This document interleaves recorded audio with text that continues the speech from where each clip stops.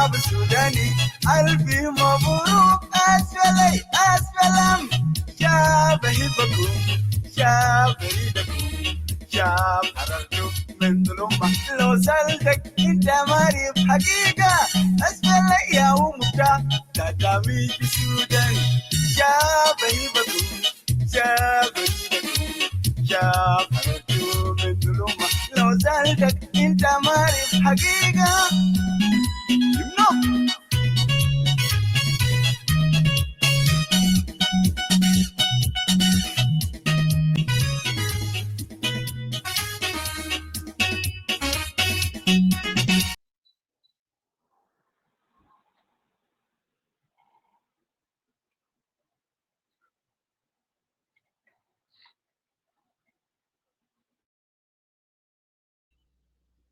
Welcome, Nisib.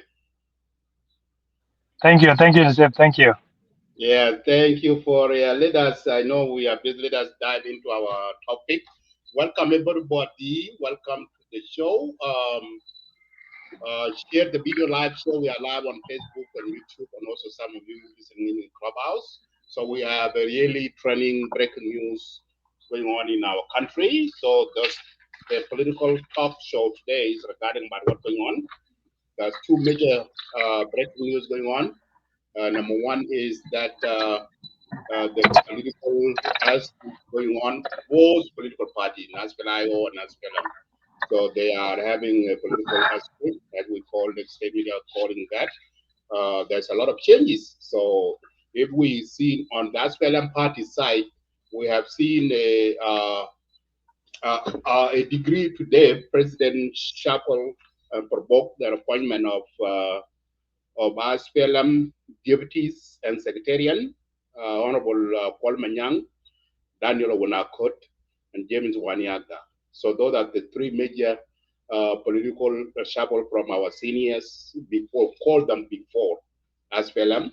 So those are our seniors SPLM leaders in SPLM political bureau or party has been removed. President has removed them from their role, and President also went in and appointed the new the Dr. Benjamin Bolmel is the first Deputy Chairman of SPLM.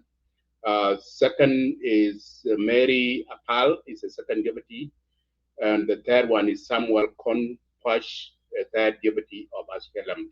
So those are the replacement of those replacement of Honorable Daniel Akot, Honorable Paul Manyang Job, and Honorable James Wani.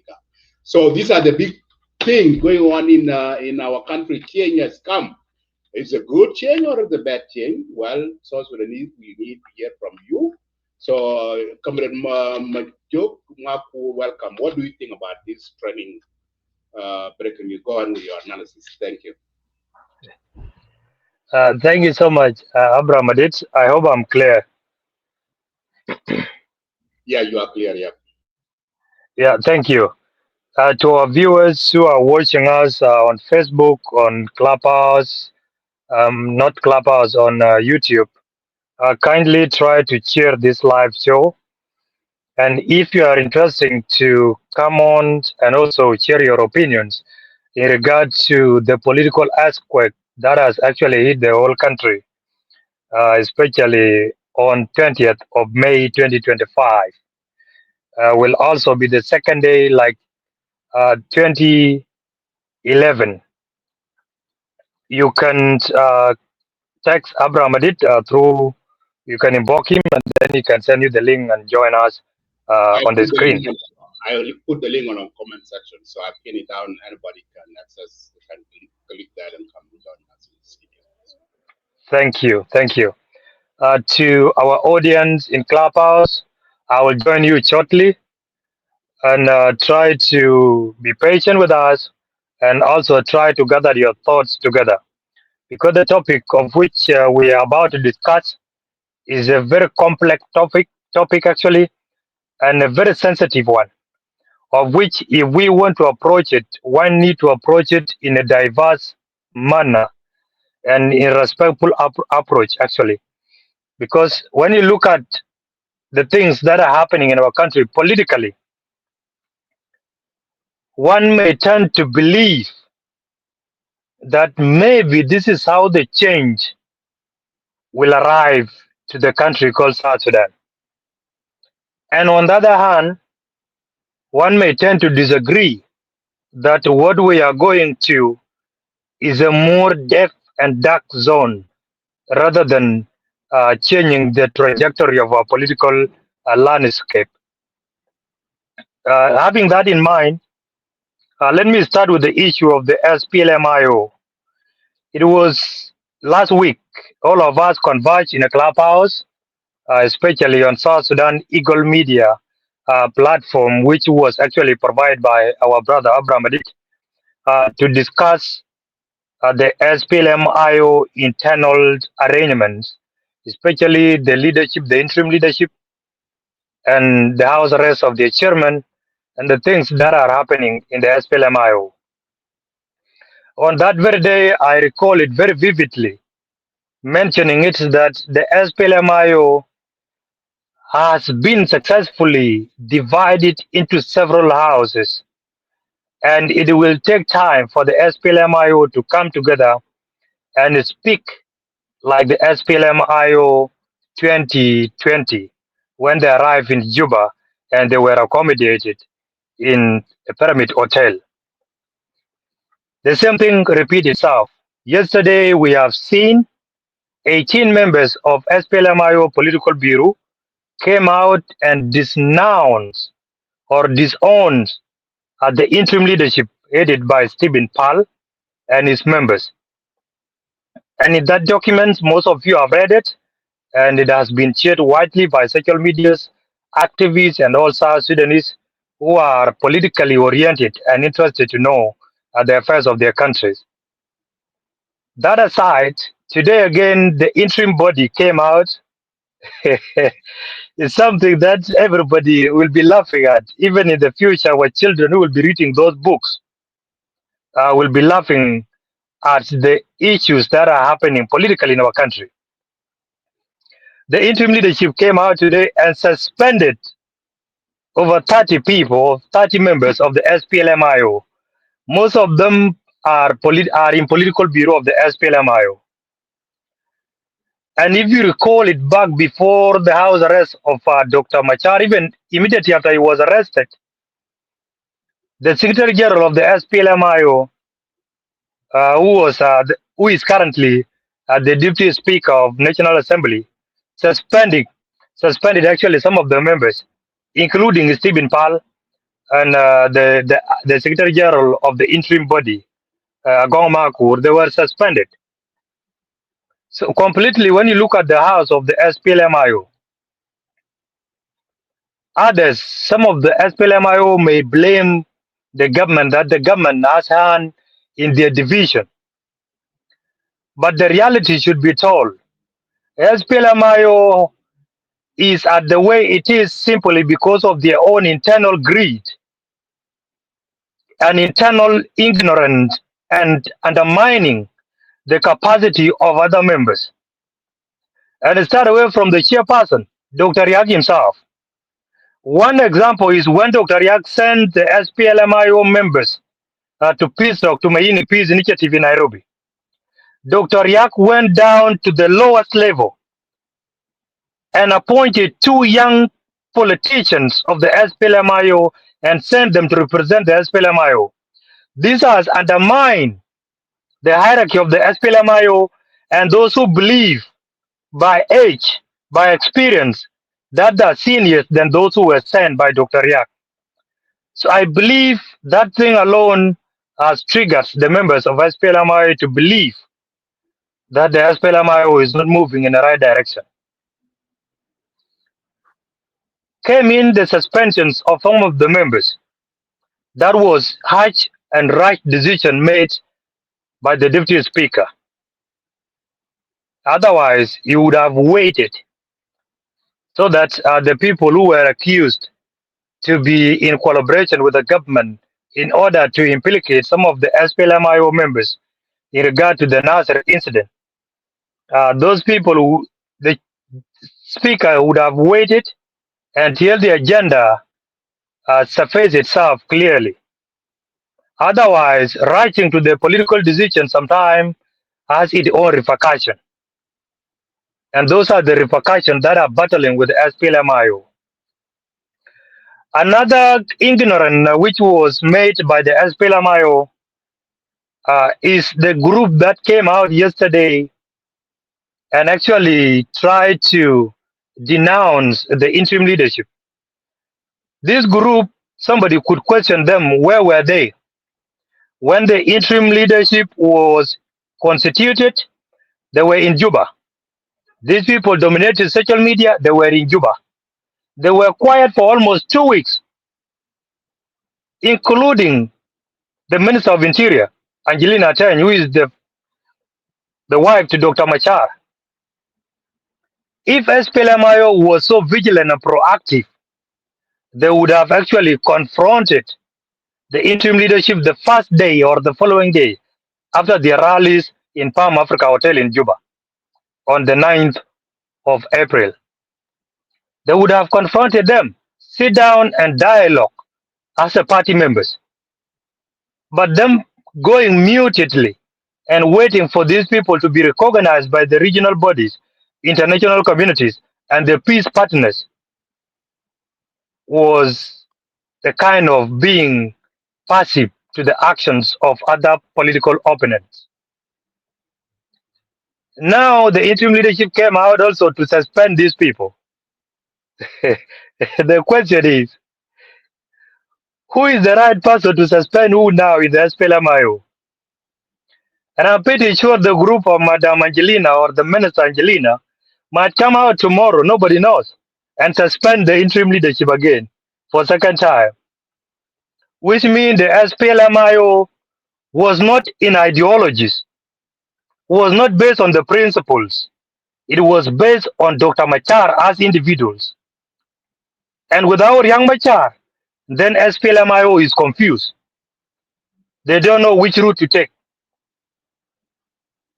And we have warned these politicians, this seasonal politician, for so long that please do not base ideas of ideal or politician or party on the chairperson or individual basis. Because individuals can go anytime. But the party which is founded on the principles and ideals will always remain there. And such principles will guide everybody. But now SPLMIO is acting as if they don't have their own guiding documents or constitution. And I don't know who has that constitution. Is it interim leadership? Is it the IO in a foreign country, the self-exile IO, which were actually categorized by Michael McQuay? Or is it the SPLMIO under house arrest, Dr. Machar? Or is it the SPLMIO, the Angelina group that came out yesterday? Completely. We may blame the devil outside, but you in your own house, if you don't pray to God, if you don't follow the principle that you govern your own house as a husband of that house, then the devil hand is always long. The devil can try by all means to reach into your house as long you did not close your door or your gate. So this is what is happening in SPLMIO. It is their own making. One may raise the questions that do you agree that the government has no hand in the SPLMIO internal disputes? Of course, I cannot deny that. Government in one way or the other might have its own hand because government also is tired.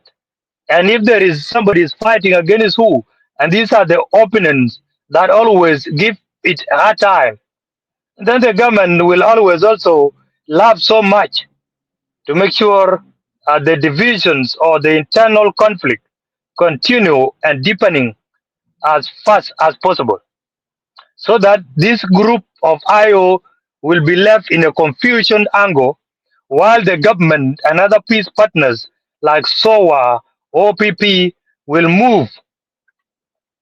Then it brings to the questions of, will this agreement survive?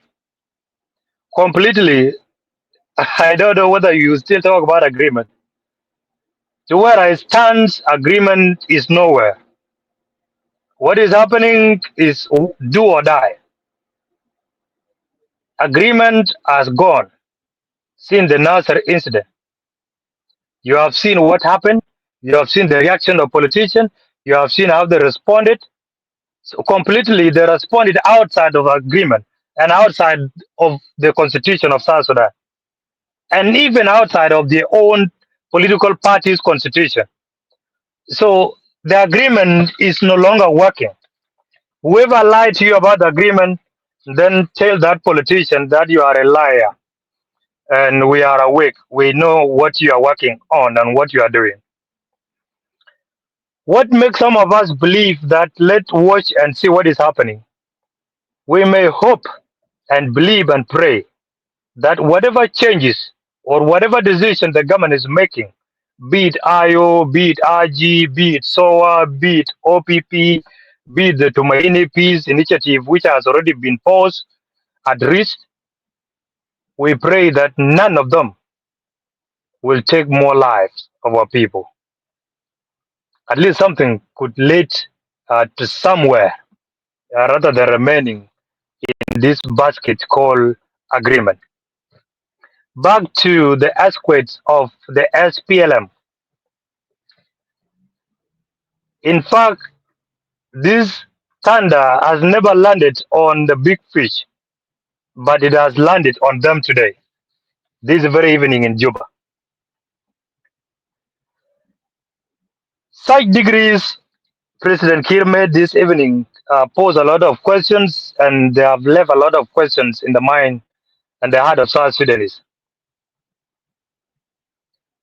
Those who were not expecting that Dr. Wani, General Daniel Akun, General Manyang Juk will never leave SPLM party.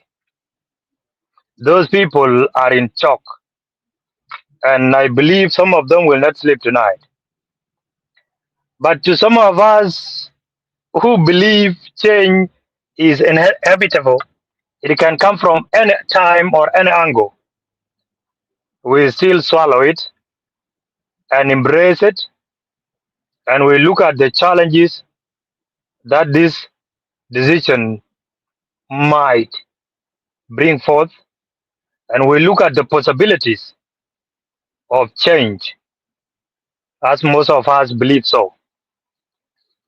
These elders of ours have been in this SPLM, I don't know, for the last almost 40 and above years, or 42 years.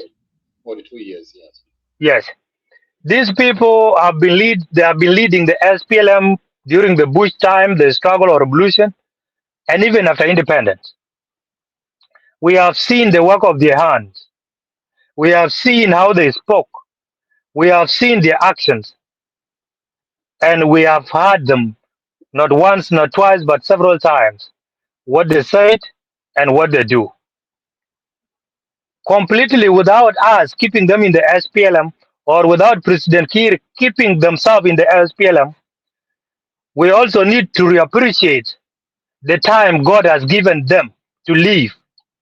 I believe if we go to the exact age, without taking a political age, I believe South Sudanese they always have what they call political age. Without even having assessment, what they call age assessment, then these people could possibly be around 85 and above, or 86 years of age. And that age is not a bad age. If God has let you live up to that time, and then it is the time for you to play with your grandchildren, great grandkids. It is the time of you being invited by the high schools to go and lecture the students of that country to benefit from your knowledge. It is the time you are invited by the universities to go and deliver the lectures. It is the time you are invited by the business communities or conference to go and deliver the lectures. Give them your wisdom, give them your experience, tell them the past story of that country. It is not a time for you to engage and actively engage in political decision making that will affect millions of citizens of that country. As we grow older, scientifically, and doctors will approve this, even the nerves of your brains begin to slow down. You tend to forget easily. You tend even to be slow in decision making. You become a passive human being instead of being proactive. By saying all this, I believe President Kiir is the right time for these elders to go home, and we will seek advice and wisdom from them. And any politician that will come and thinking that he will do away with these elders, then also you are lying to yourself. These elders are source of wisdom. We may seem them like they were not wise when they were in the government, but just wait. Seeing they are now at home, they will be wiser than King Solomon. And that is the nature of human being.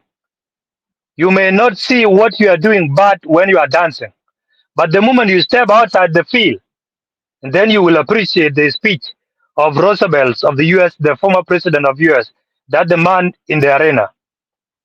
You will know exactly where to give advice and what to say at what time and how many people will this statement affect in the future and in the present.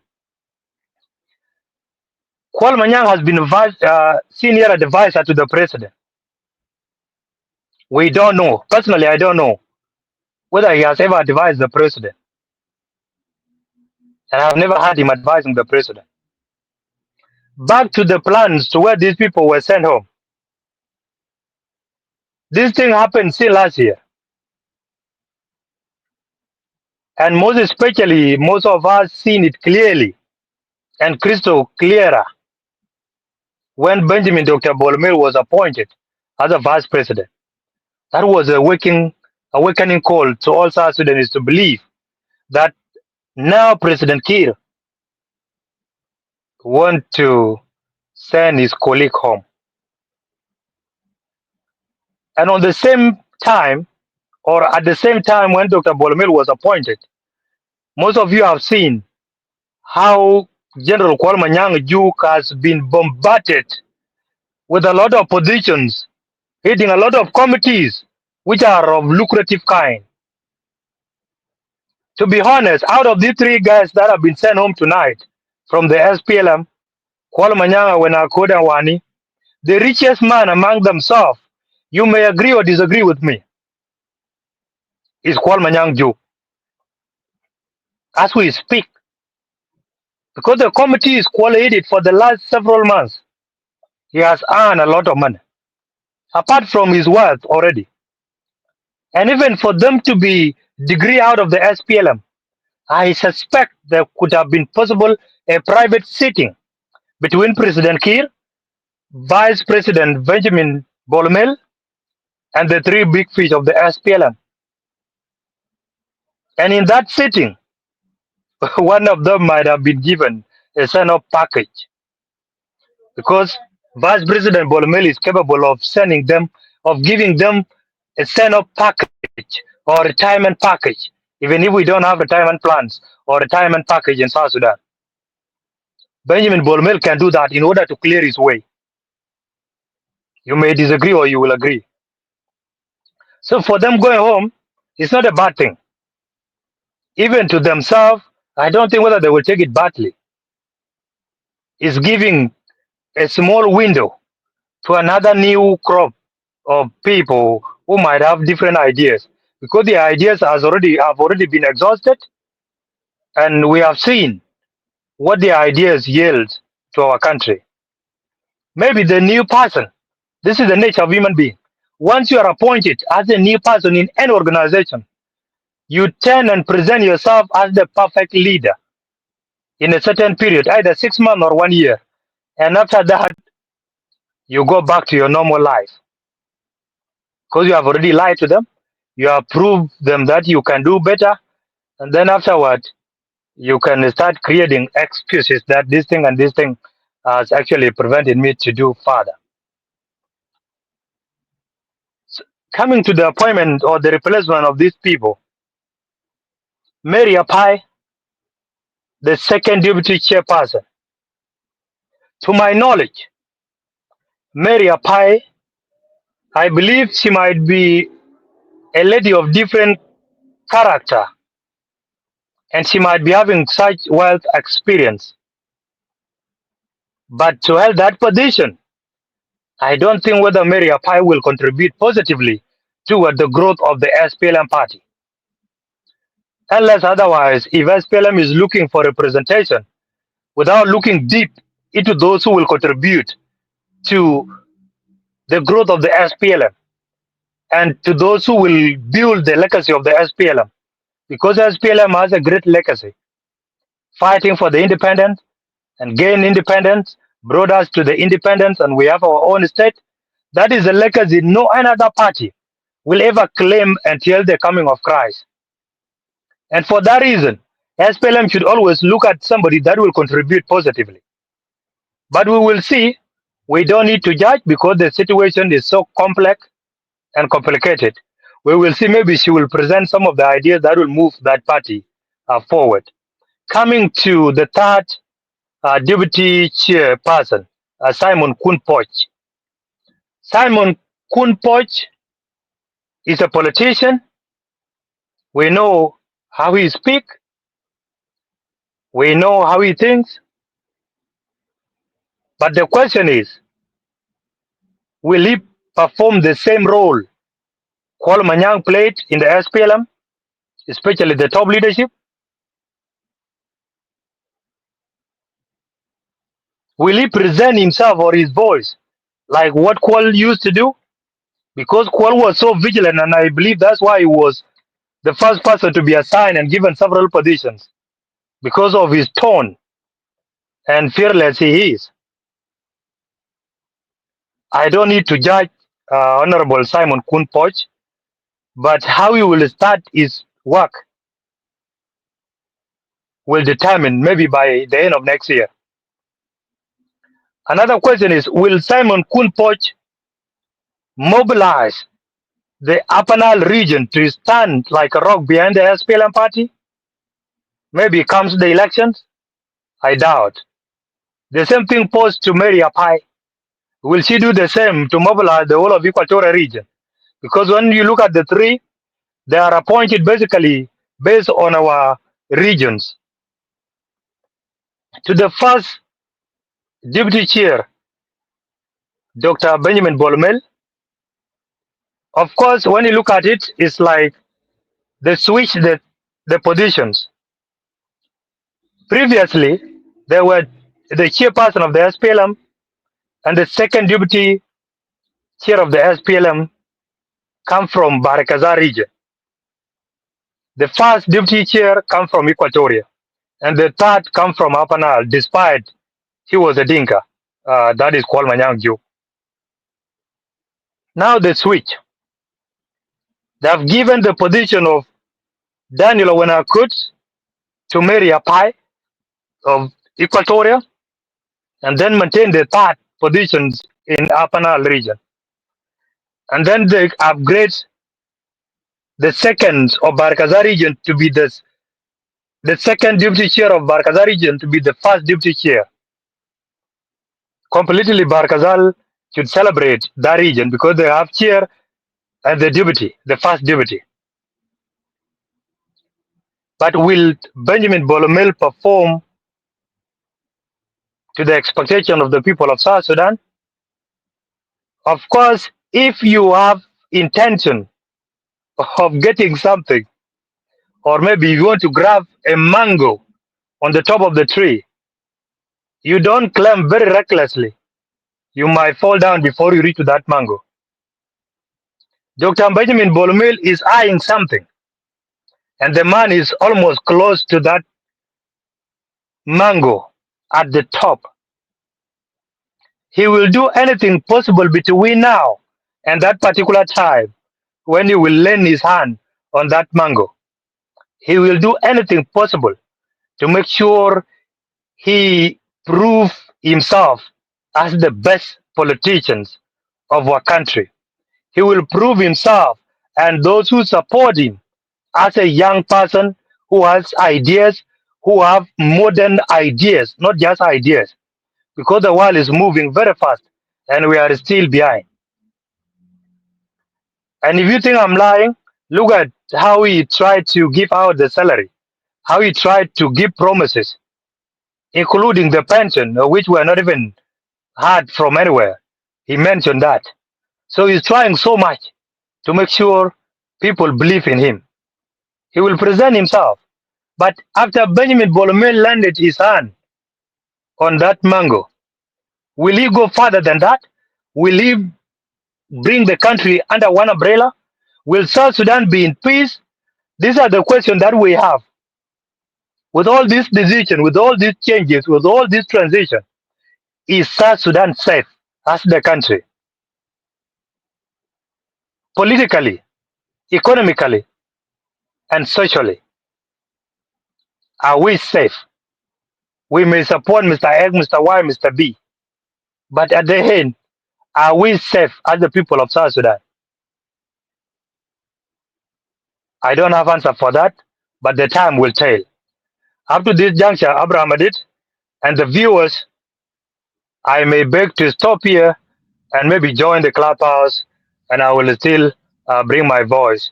Otherwise, I appreciate the President Kiir and congratulated those who have been appointed, and say to those who have been sent home that you relax and give advice so that you protect the SPLM as the party.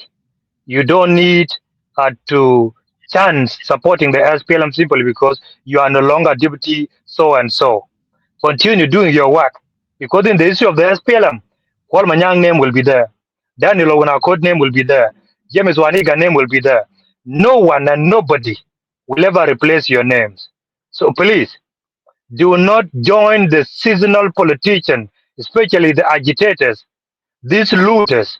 I believe everybody is a looter, but do not join them to incite another conflict. Let's try to see what these decisions deliver the people of South Sudan to. Thank you and be blessed. Thank you so much, GS, General Secretary of Lakeside Media, Mr. Marco. Thank you for your wisdom, that narrative, all, and you brainstorming and you give out your analysis. That's absolutely correct. Now, let me turn in to club out one of the younger training SPLM youth leader chairman, Mr. Well Moranyar, join me in Clubhouse. Let us hear from him for his wisdom. Welcome, Comrade Well Moranyar. What's your intake regarding about these two training news? We call it as a political earthquake, SPLM and SPLM IO. Now, as you hear from Mujung Maku, break it down. So let us hear from you. Welcome. Thank you, Abraham Madita. I greet you, Comrade Mujung Maku, and all the viewers of Lake State Media. I greet all of you and the audience of the South Sudan Eagle Media. I greet all of you too. It's a new day in SPLM as well as in our country. I'm not surprised about what had happened. I'm, however, excited, and I develop a great deal of respect to our elders within the SPLM. Let me share a small part of personal history with regards to the promise that these elders of ours have told us not long ago. It was, I think, 1989 when we arrived in Boma Mountain, and we met late Commander Bolmudit. And in the parade, he addressed us. That's one thing that I still remember in that speech of his. He described us, the Red Army, as the rising sun. And there, the senior SPLA, they were the setting sun. What had happened today, I see that being true. The setting sun paved the way for the rising sun. That's the way I see it in the house of the SPLM. And to me, it's a beautiful thing that the sun go down and the SPLM stand fire. That's a good thing. So the change that had been done here, to me, doesn't surprise me. And more than once, Comrade Daniel Wanakot, he called for President Kiir, and he said to Kiir, we are aged and we are mentally incapacitated. It's time to pave the way for the young people to take the torch of the SPLM. And so this is it. The wishes of Uncle Daniel Wanakot have been granted, and I'm glad it has been done peacefully. And there, Comrade Daniel Wanakot, Comrade Wani, Igga, and Comrade Paul Manyang, they should go home as heroes, because from the A of their work to the Z of the work, in between here, between A to Z, it's stories of success and admiration and respect to them. A goal is now on the side of my comrade Benjamin Volmel, the first vice president and the deputy chairman of the SPLM, as well as comrade Puoch and comrade Mary Apai. Is there a day that will be like today that has become the end of Daniel Wanakot and Wani and Paul Manyang as leaders of the SPLM? Are we going to, at the end of their time, appreciate them the way we are appreciating these elders? Are they going to take the footsteps of these giants such that their end in the service of the party will be like the day those of Daniel Wanakot left the SPLM today? Time will prove. Other than that, in my opinion, I don't see anything that is shocking about this. And not only that, more than this needs to be done. There are young cadres from within the SPLM that need to be given access and chance to move the party forward. SPLM, as once John Garang said, was a tool to bring about democracy. That meaning is getting lost little by little.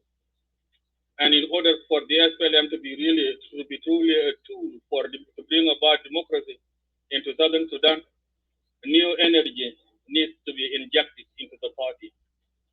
And so far, I have seen the rise of a new energy into the party in the form or in the person of Bolmel.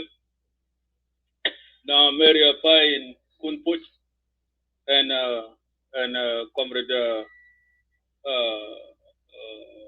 what you call him, President Kiir himself. So to me, it's a good day. Of course, new day, new change, new faces, new hope. We will see what is going to happen. I agree with Brother Manyang Makur on his call for our elders to not allow themselves to be convinced and be used to take this event negatively and use it to weaken the SPLM and of course weaken the party. That would be really, really bad, because you cannot come to ruin your legacy at the end. In the name of Daniel Wanakot, let no children of South Sudan shed their blood. And in the name of Paul Manyang, let no children of South Sudan die. And in the name of Wani, let no people of South Sudan be IDPs because you lost your position. That would be a last stain on your long-standing legacies as the giant of the party. So I agree with you on that, Brother Manyang Makur. And I know they know it. And I know, as patriotic as they are, I don't think that is the kind of a thing that they can do at the last page of their legacy to extend their record, just because they had been told to serve the nation in different ways.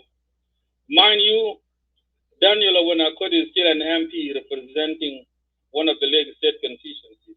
So he is still relevant. He is still an MP. So is Wani, so is Comrade Paul Manyang. If it is a measurement of a service, they are still there to serve our nation in different capacities. But the kind of position that they left from need people with at least 40% of energy to serve the party. So many things are missing in the SPLM. Yakwana, you can see since SPLM was founded in 1983, 42 years ago, SPLM has so far conducted only 2 conventions. The first convention was conducted on April 12, 1994 in Shukudam. That was before we even gained independence. That was some of you in the room here were not even born. That is when SPLM had a first convention. The second convention was done in 2008. It was not even convention. It was extraordinary convention. That was the second one in 2008. In 42 years, SPLM has done conventions twice only. That tells you that a lot of work needs to be done here. That tells you there's a lot of work needs to be done within the SPLM. And as those elders of ours are, I don't think they could actually be effective enough to really catch up for the time to reorganize the SPLM. SPLM need to be democratic itself in order to replicate the democracy into South Sudan, because there is no way we can actually participate in the election or plan to participate in the election, in the general election, when we don't conduct our own elections within our own party. Then what election are we talking about there? We got to have the DNA of the democracy within us as political parties in order to multiply it over the country. And as you can see here, if so far SPLM had only 2 conventions in 42 years, that should tell you a lot, because there is a correlation between the convention and the election. And so if it takes this long for the election to be done within the SPLM, then it would be really far away for South Sudan to achieve that democratic ideal. And that is not a good thing. I advise and I am appealing to the folks who make decisions within the party to continue to do more within the SPLM. Not that just change alone. More needs to be done. And I'm thankful to all of you people of South Sudan, even those who are at odds with the SPLM, even those who are opposing the SPLM. The way you pay attention to the events within the SPLM tells me that you really are not opposing the SPLM. It tells me that you really care about SPLM. It tells me that SPLM still matters to you. And it tells me that all that needs to be done by the leaders of this party is to reform the SPLM and make SPLM attractive. And I think SPLM can win all over the people of South Sudan as SPLM wants you to. So this is not going to be an easy task. As far as Comrade Bolmel is concerned, I hope my voice can reach his desk. What I want him to do is, Brother Bolmel, you know it very well what we all went through as young kids back in the days in Ethiopia. We didn't know what it meant to be young boys. And the value of our suffering is this nation right here. This country is the only way we can feel like we've been paid back once we have a successful nation. My brother, I'm appealing to you. Don't be somebody that fights people a lot. Don't be a man that is fear. Don't hold grudges with people. Reach out to the people, even those who fell out with the SPLM. Reach out to them. Reach out to Comrade Malong, Comrade Pagana Mom, Comrade Thomas Chirilo. Let you be a peacemaker. Let you not be somebody that is seen and feared. Let your names not be names that are mentioned in fear or whisper. Be Ibrahim Traore of Nile. Reach out. Don't make us fear you. Reach out to people who disagree with you. Even those who insulted you, you still talk to them. Reach out. Reconcile the nation. Unite the people of South Sudan. You qualify to lead us. We will give you our mandate. So long as you see yourself as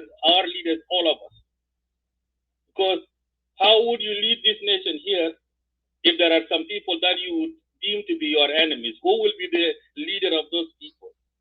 You still have to make that initiative. Reach out to those of Comrade Malongawa. Reach out.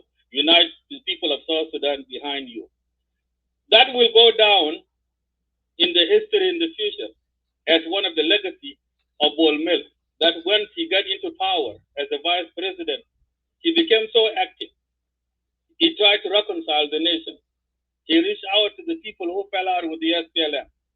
I want you and I want your office to dedicate a time to the Arusha agreement or the unification of the SPLM process.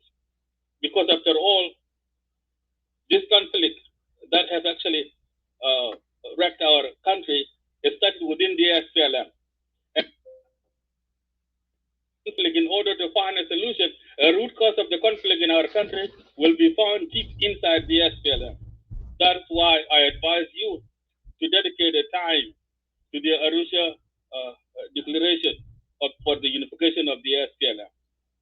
In our country today, we want a leader who makes more friends, not the one that makes more enemies. That's the person we want. Because for far too long,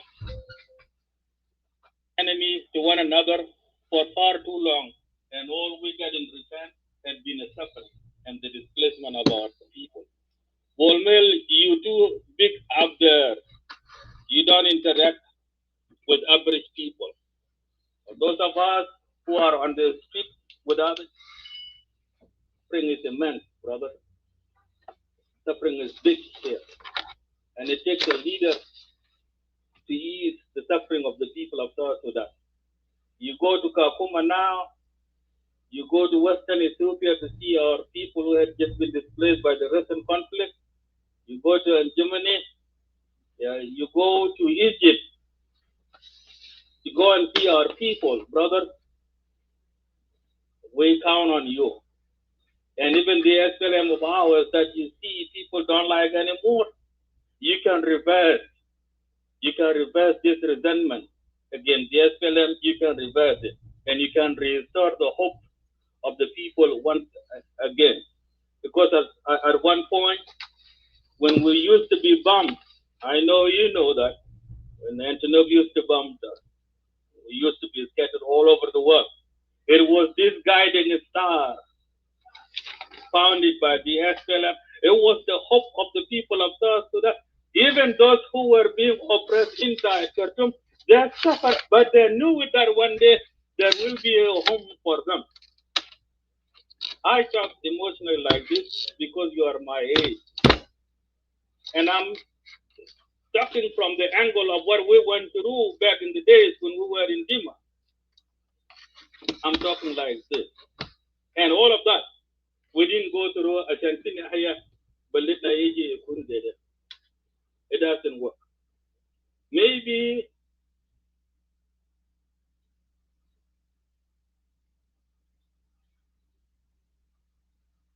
President Kiir was the Joshua and brought us onto this side of the. And you're going to have to benefit here. Maybe you're the one who will have to push down the wall of Jericho in order for the people of South Sudan to start a new page in their life. That's all I can tell you is you reach out to the people who you have fell out with, including even those who call you enemy. Go and call them brothers. Try to reason with them, and let's find how we can get along. Because the humiliation of our nation is too much. It has become unbearable. We have been looked down by folks in the neighborhood. Every index, every rating, every ranking of the most corrupted, the failed state, the worst economy, the most displaced, the less developed, the lowest literacy, it means South Sudan nowadays. And it would take a son of this nation to reverse all of this so that we can see ourselves at the better ranking in the continent of Africa. Aside from that, and the rest of all of you, Genevieve, let us not take the new change in a negative way. Politics is dynamic, is not permanent. That's why in politics, say there is no permanent enemy. So let us not take it negatively. Let us not take that and use it to judge one another here. I personally speaking to you, I'm not related to Bolmer. I don't know him. He doesn't know me aside from I seeing him from far away as a member of Red Army. That's the closest we are. From Northern Barakazak, from Lake State. But the change of leadership should not be a declaration of war as Genovese against one another. It happened in 2013, but let it not happen again. That's all I can say, Brother Madrid. And with that, I'll stop here and I yield the mic back to you. Thank you. Thank you. Thank you so much, Brother Walmoranyar. Thank you so much, Brother Wal Moranyar, for your inputs and sharing your wisdom in regard to the issues at hand. To add on is the call that you made to the Vice President, Benjamin Bolomel. Completely I agree with you. That currently we South Sudanese, we don't need any politicians that create more enemies. We need someone that create more friends, because we are already in a very bad situation, in a country that has already been deeply divided alongside ethnicity and along political ideology. So we need somebody who will bring this country together. And that call, if there is a way it could reach to Dr. Benjamin Bolomel, I believe nobody told him that. Even those who normally you see his office now, since he was appointed, his office become like more than even the ministry roads. Those who don't know ministry roads, it's from Council all the way to Juba Tower. That's the most busiest street. Simply because people are coming to him, seeking for political favor and forgetting that there is another big mother called South Sudan. And there are people who are outside there who don't meet with Bolomel. But what they need from Bolomel or from President Kiir or from Madame Rebecca or from Deng Deng is nothing but peace. And even from Riek Machar. There are those outside South Sudanese who need nothing from them apart from stability of our economy. Because the hyperinflation in the market has really made life difficult in our country and so hard on the citizens. So completely I agree with you. And if I may add on to that, my brother, I can give you like any suggestions. If possible, you can take other avenue where you can further your message either in a written form or you record yourself and make sure you send it in. But that message is powerful. And we might learn one thing or two from that. Because our politicians nowadays, to those who are here in Clubhouse and those who are on Facebook, they tend so much to listen to the voices of the citizens, especially on social media. Because all of us are becoming new to this thing called social media. And most of them want to know exactly what is happening in social media. From now up to the end of this month, whether those who were appointed, those who were degree out, will always monitor their activities and their speeches and their remarks on social media.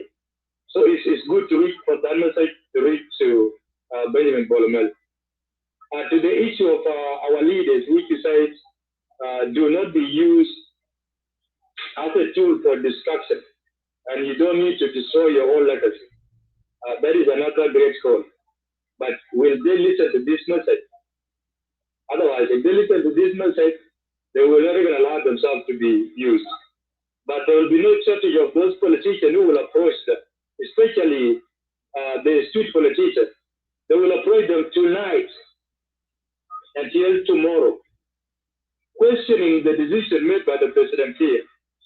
So, and through that discussion, whoever that will visit them, if they have short memories of the SPLM, then one or two of them may think otherwise.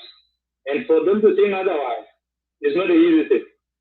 These are elders, these are fathers, These are uncles and these are liberators, of which anybody, whether those who disagree with them or agree with them, will always accord them with that respect. And if somebody humiliated them, then somebody will stand behind them and say, these are my uncles and they need such respect. Lastly, President Kiir will not even leave them like that. He said before the MPs.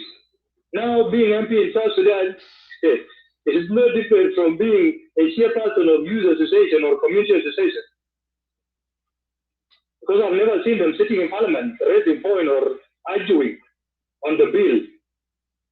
But President Kiir or even Benjamin Bolumel, if he becomes president, of course, he will always consider them to appoint them in a certain committee. Because South Sudan will always have that committee, because a lot of issues are there to be discussed. And if the society has a lot of issues to be discussed, they must always form a lot of committees to address, investigate those issues. So they might be also considering that angle, being appointed to some committee in order, even if they go and sleep during the discussion, they can sleep and later on the Secretariat will present the minutes to them and then they can take them to the president. So that will be another window for them meeting. Second window, they will have free gateway or free green light to president office. And this is what I can also add to the President Kiir office.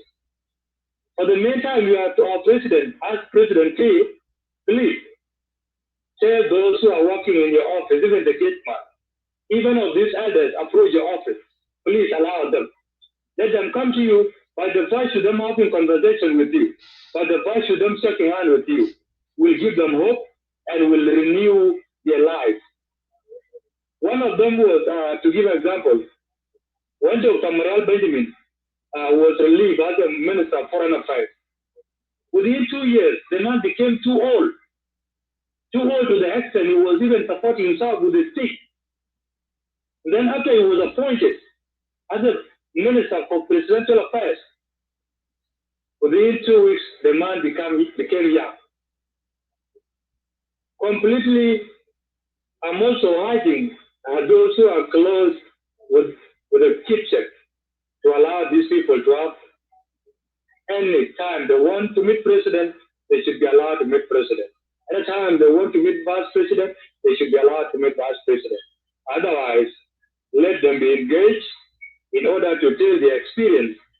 I believe none of them has written their book, their experience in the bush, and their experience after independence. But now is the right time, they will have time to think to write their books so that their history will be read and will be taught in high school, in primary, and our children will learn. Because what we speak will not remain there forever. And now is not the time of our stone age where history is passed through telling.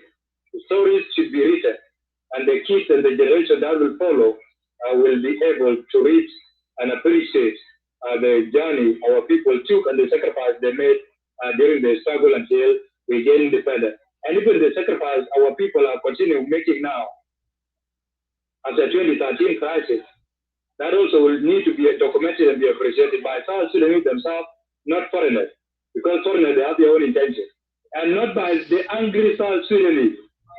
The angry South Sudanese will not write according to the way history is. It will inspire the history. And that history will confuse the people. And some book, most of you have read them, like The Bloody Knife. If most of you have read that book is full of bullshit. If I borrow the language of Westerners, completely, most of them in that book are not true. So we don't need to rely on those books. So it is time for Manyang Duke, Daniel Akoon. Wani has wrote some of his books, although they are of his career guides. He also needs to write a book about himself during the struggle and even about the SPLM. So this is what I can add, my brother Wal. And to Abraham Adich, if you are there, please yield it back to you. And if not, then I can take it back to Wal if he has something to add. And then after that, Abraham Adich will guide us what will be the next move, whether to bring other people on the podium to share their thoughts or their opinion in this regard. Never forgetting, Brother Wal, what is your take about the crisis of the SPLM? Thank you. You know, the crisis of the SPLM-IO, that's exactly what I said the day the RRC was signed again. I said, what starts wrong will always end wrong. Because, like I said in my first submission, the root cause of the conflict in our country, how did it start? It started within the SPLM. And it goes back to the same thing that I said, the lack of convention for long, long time actually give us what happened in 2013. And so what ended up being done in Arusha, the declaration of Arusha for the unification of the SPLM, that was the deal right there. Because the conflict was a conflict of members of the same political party. But look at it here. Even the Igga recognized that. Igga recognized that what had happened here is a conflict of the two groups of the same political party. That is why one party's agreement was called ISG and the other one was called IO. And yet Igga had no shame to work on how to reconcile the members of the same political party, but rather treat them like completely different political entities to sign the agreement now. That was very, very wrong. And so the same mistake that was done there is still going to affect the SPLM-IO. What had happened in the SPLM-IO is the same split. That is the echo of the same split that happened within the SPLM with mother in 2013. Okay? It is split up, giving us the SPLM former detainees, giving us the SPLM-IG, giving us the SPLM-IO, and then the SPLM-IO of Deng Deng, then the SPLM-IO of the Riek Machar, and now there is the SPLM-IO of Par Kuol, and the SPLM-IO of what you call him, of Dr. Riek Machar. So the people who actually signed the list yesterday as the SPLM-IO of Dr. Riek Machar. The same split, because nobody attempted to stop it. But what the Igga did is accommodate the split. That's not the way you solve it. You don't accommodate the division. You solve what divided the people up. That's the only way you can solve it. But if you accommodate how the people were divided and you want to keep it that way, then you have actually encouraged the division.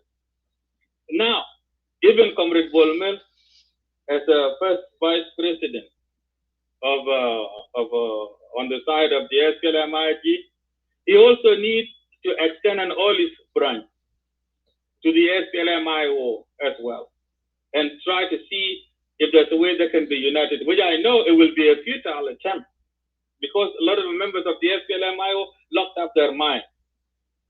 That is one thing. Another thing that should be done with regards to the SPLM-IO, and mistake was done, by the way, when the government rushed to recognize the SPLM-IO under Stephen Park, that was too quick to do. That was too quick to do for the government to recognize Stephen Park as the person leader or the leader or the current leader of the SPLM-IO. That was too soon. Government needed to hold on to that, on all of the recognition of who is a leader of the SPLM-IO now. Until there, the members of SPLM-IO sought out their own difference, because the bigger question was hanging over them regardless of what. Okay, in the event of Dr. Riek Machar being taken to court and the verdict goes against him and he's locked up, then SPLM-IO here got to have a leader. They have to have a leader. And this is what the government of South Sudan should have been saying. But the rush to recognize Stephen Park when there was an opposition within the SPLM-IO, I think that was too soon. And that has now created a dilemma. Whatever the case, if this division persists, the biggest losers are going to be members of the SPLM-IO.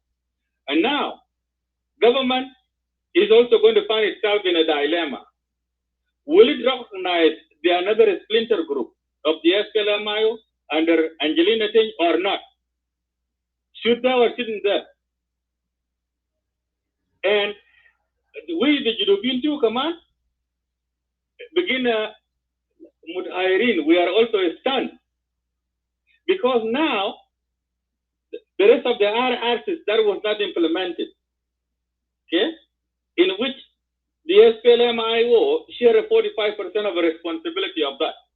Now, if the SPLM-IO is split up, as the case seems to be now, what is going to be the prospect of implementation of the agreement?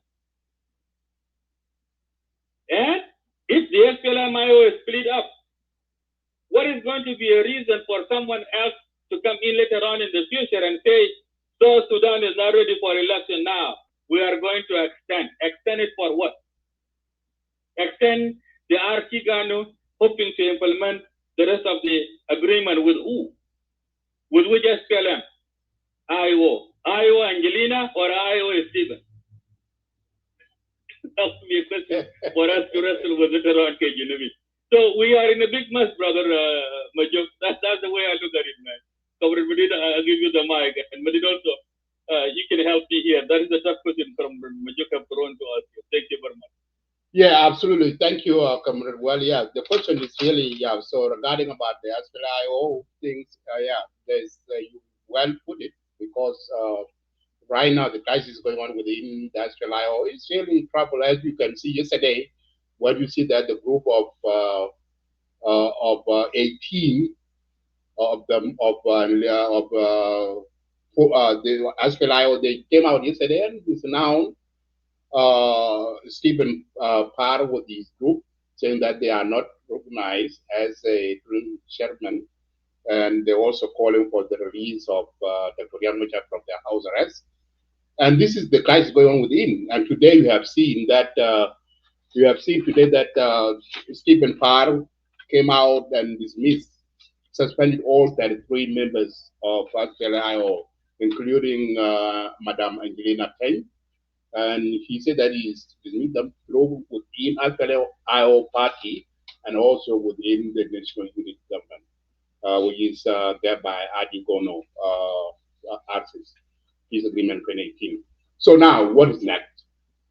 Now, the back and forth things is really concerned, and we are monitoring that which IO now is going to be functioning, and we see that the Arsis Peace Agreement of 2018 is still alive as well, but who will negotiate the peace agreement with the government and another political party that are signature of Arsis?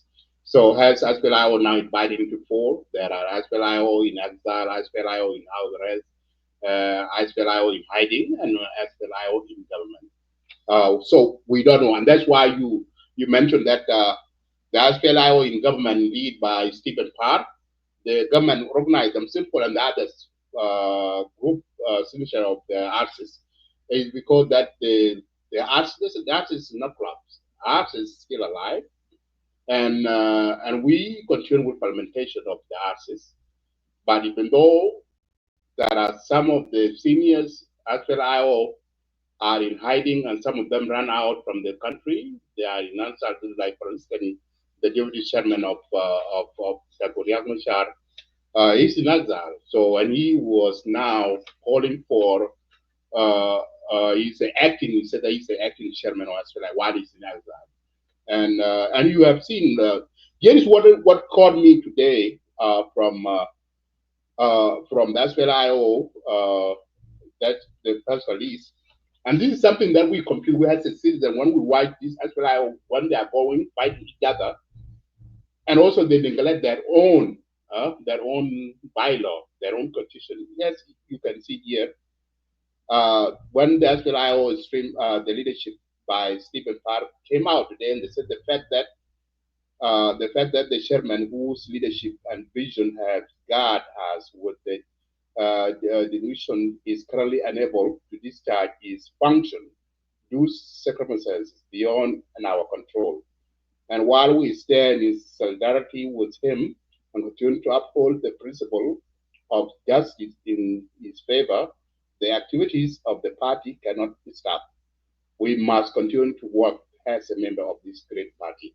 Now, if you can see that is the language from the interim chairman and deputy chairman of SPLIO, Stephen Par.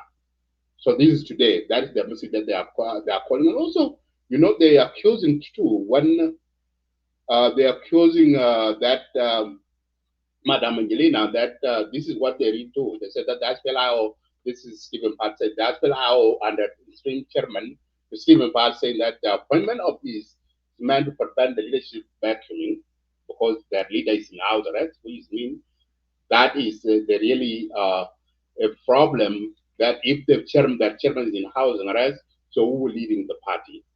And now there's supposed to be somebody to lead the party, right?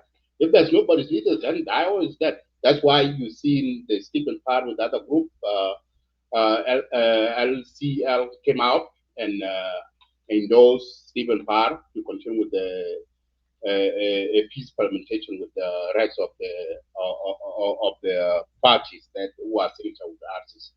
But you have seen the group of Angelina came up 18 of them, and now so who's going to be so their leaders is on their house, right? And both of them they are claiming that they still loyalty to their own to their leader, Chairman Dr. Riek Machar.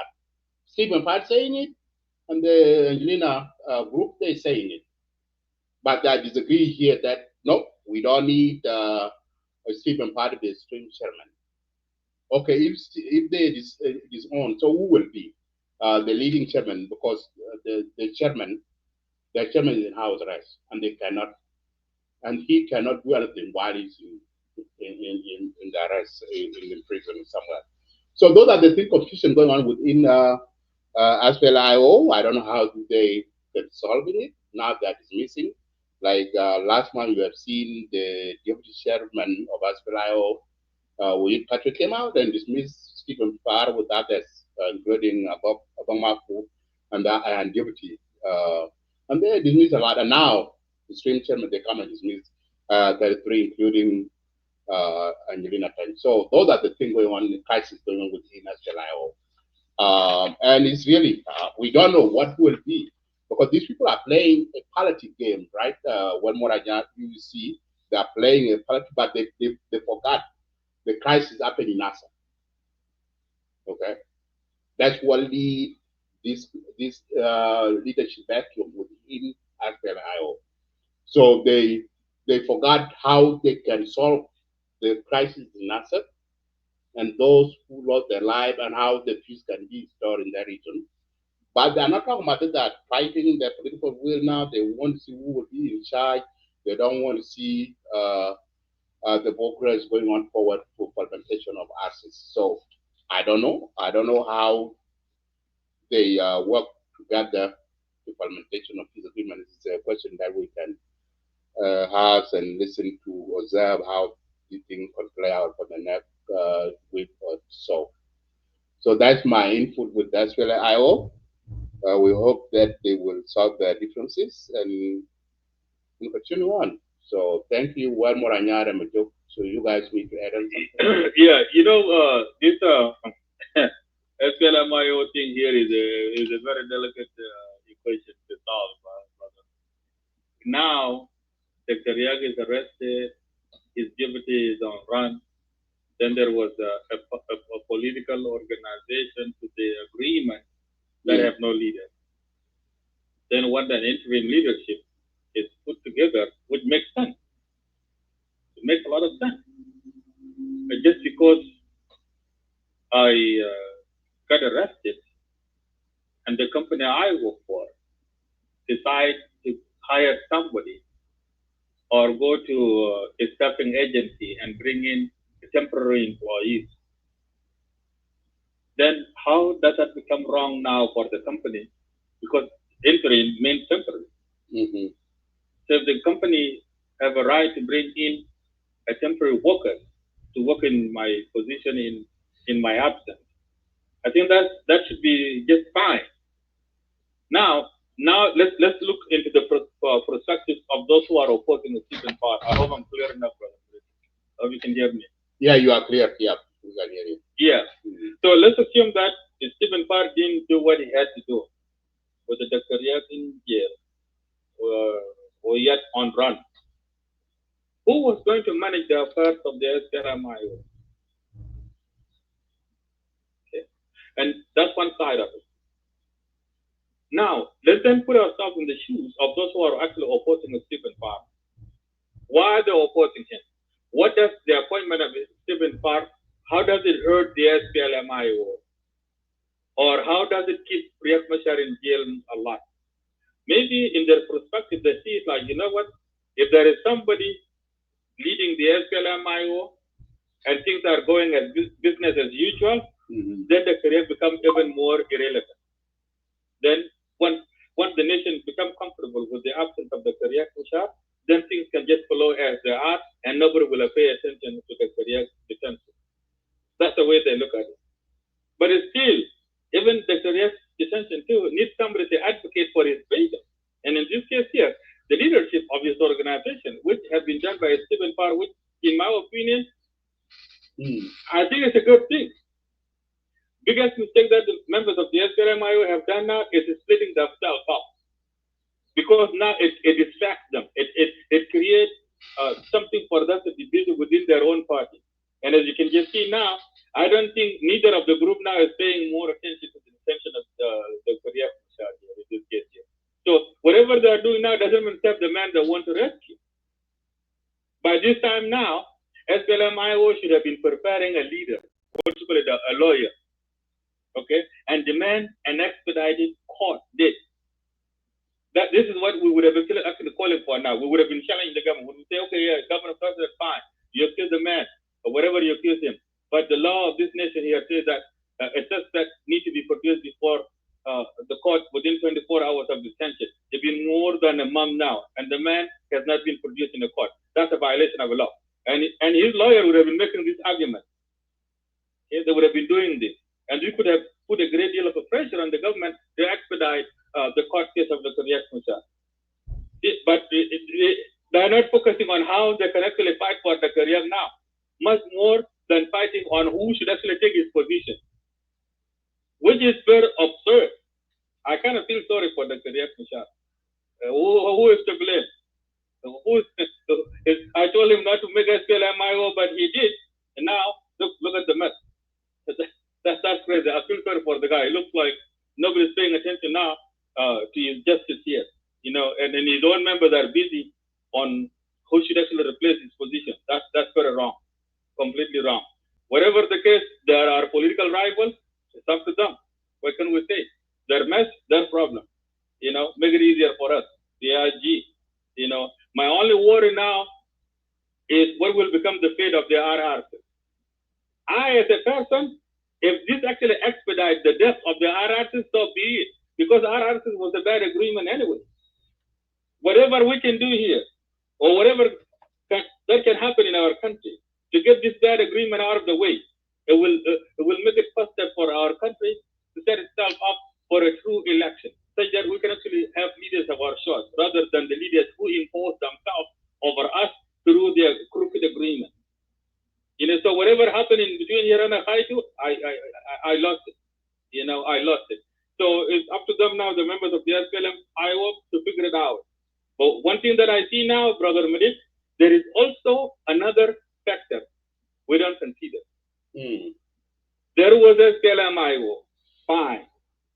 But there was also SPLA-IO, the arm wing of the SPLM-IO. Right. Who are they loyal to? Yeah, who are they loyal to now? Right. And you have seen that. Well, majority every day you have seen them. Many IO forces are defective to SSPDM. So, and they are continuing. You will see every day that there's a lot, 400, 300, 200, 1,000, 2,000. They are defective. So that is a question. So have you have seen? So who those forces now still somewhere? So are they will be loyalty to Stephen Parr, or are they will be loyalty to Dr. Riek Machar in the House, or will they be loyalty to Madam Angelina, the group that are not in house arrest? And the question to this group of Angelina, that they brought that statement yesterday. I don't know. I'm assuming that they are in Juba, and they are now, as the parliament is not functioning, so they came up. Those 18 of them came out to release that statement yesterday. Now the question is, if the forces, SPLIO forces still out there, who they will join, or how they will just, okay, this SPLIO is done. They have so many factions, and we are done. We need to join as a PDF to become as a nation army. Yeah, go ahead. And also, before you go ahead, there is another statement that I want to read out to you here about today. Stephen Par accused. He said that the SPLIO. No, that's not the one that I want. So that is okay. Here it is. So there is a statement Stephen Part said today. He said that the SPLIO and the Deputy Chairman saying that their appointment is meant to prevent the leadership vacuum. That's one of the things. So, and the other one, where am I? Go ahead. What do you want to say? Yeah, thank you, Comrade. Yes, you know, the fate of the SPLA-IO is going to be a bigger determining factor here, because whoever wins them over is going to be the one that is going to have a weight within the newly created section of the SPLM-IO. There is also another big blow.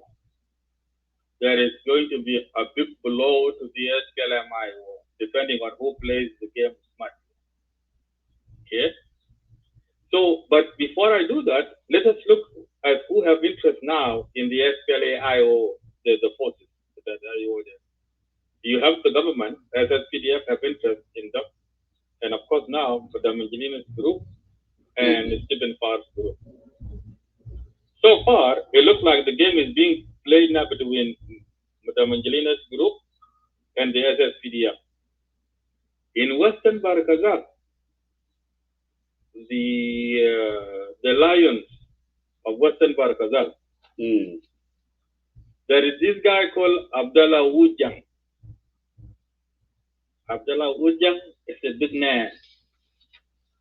And I don't know if Tilman can come here. Let me invite it. Salman, if you want to come up. Yeah, and this guy has been detained. He was arrested even before Dr. Riek was arrested. Until this hour, he is not free. So now, he was arrested by Dr. Riek, who is a husband to Angelina. Angelina, who opposed Stephen Parr. So if I were Stephen Parr here, now that I'm the acting chairman here, I would actually speed up his freedom. So that once I give him the freedom, guess who is going to say thank you to? He will say thank you to Stephen Parr. Then now Stephen Parr here will have some of the SPLA-IO forces who become loyal to him. And they come from Western Bar of Qatar. See here, that would make the Stephen Parr's group become more valuable as well. And that can actually counteract some of the military loyalists to Angelina somewhere in Upper Nile. Or if he becomes slow, and somehow the SSPDF or the government of South Sudan, which are we leaders of our party here, the IIG, they're the one who's supposed to play the game now. They're the one who's supposed to secure the freedom of Abdallah Wujah. Because once he comes out from prison, he's not going to like the IO who put him in jail. He would automatically, I believe, with his lion would join the tiger. Right. Okay? And he would join the SSPDF. And he would join that, and that would be the zoo he belongs. But I don't know, for some reason, I don't know why the IG or our leaders are not playing. This is how you play the game. Right. There are big posts there. They occupy from Damdabir all the way to around Raja, all the way to Western Equatoria. And if the SSPDF win over these lions of Western Barakata, guess what? Even the IO forces which are terrorizing our civilians in Western Equatoria will not even have the space. Whatever the case is, militarily on the side of the IO, things are really bad. Right thing to be done now is to make a right choice. Like those who have actually been declaring joining the SSPDF, very, very smart. Okay, very, very smart. I hope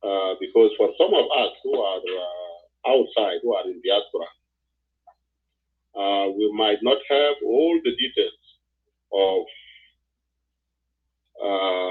the processes that took place for those two parties to reach the conclusion that they, they reached, especially the SPLM. Taban on side of SPLM IO, it is clear that the chairman is in house arrest, and the interim chairman announced himself or nominated by the IO, yet we don't know the processes that put in place to nominate him. It will not allow us to talk in confidence because you have to know the constitution of that party and then match the processes to the constitution, whether the processes they were right or wrong. But as a media, critics or analysts, most of the time you will try your best to analyze according to whatever information that you have. Let me start with the SPLM, the decision made or the decree made by President. First of all, in principle, it is a good thing to have youth coming up because we have history in old Sudan, history of the family of Mahdi and family of Merget. Those two families, they dominated the political arena since we were born, or even before we were born. We can say since independence. The two families, the Mahdi and Mergani, they were on the scene dominating the political process. In addition, even the other parties, let's say Islamists, it was dominated by one person, which is Dr. Trabi, since 60s. And the Communist Party, the same thing. The Communist Party was led by Nugut. And I think Nugut led before even we were born. We grew up, we finished our schools, and Nugut was still the chairman of the Communist Party until he passed on. And Sadiq Mahdi chaired the Mahdi or Ansar, is for Ummah, until he passed on. And the same thing with the Trabi, he was the chair until the Islamists divide themselves into Mu'tamar al-Shabi and Mu'tamar Watan. And Trabi was the one leading Mu'tamar al-Shabi until he passed on. You see? And Bashir led not Bashir, it was led by the other Mu'tamar al-Watani, was led by another one person, but practically was led by Bashir until they were deposed. This history is alarming. Everything becomes a culture. Anything that you are born in and you keep hearing it and you seeing it and you practice it, if it takes 10 years, then it becomes normal and then it becomes a tradition. So this kind of politics in Sudan is almost become a tradition of Sudanese. That the one person will hold on to a power until the time that he pass on. So, in principle, for some of us, if there is a way that a young people can come to the platform of leadership in any party, I think that will be desirable. We have seen Riek Machar, okay, since he split, he's almost become the leader of Nuer from that time until now.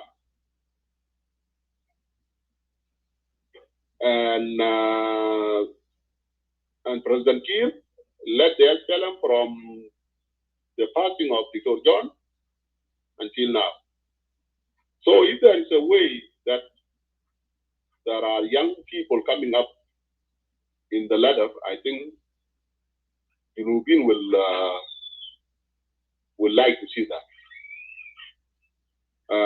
With Akot, Manyang, Wani, Igga, these are names that have been there since 2005 until now.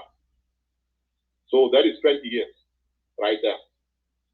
And we have seen here in the West, you know, if you are good enough to lead the party, you will lead it for 2 terms. And that's it. Not more than that. When I'm saying this, I'm not saying that those people are bad people. No. What I'm saying is that any new chapter that you open, there will be a description that is different from the first chapter that you were reading in any book. And that is the same in politics. If I'm the chair now for 8 years and Majuk replace me, Majuk will have a different way of thinking. And Majuk might deliver things that I did not deliver. That does not mean that I did not deliver. Maybe I deliver in some areas of my thoughts. But somebody will come after me and deliver something different because he's a different person. Therefore, in principle, it is desirable that Bolmel, as a young person, become the first deputy of SPLM. I'm sure the Rubin will not disagree with that. The second point, which is important, and in principle, in any party, and SPLM as a party, we know that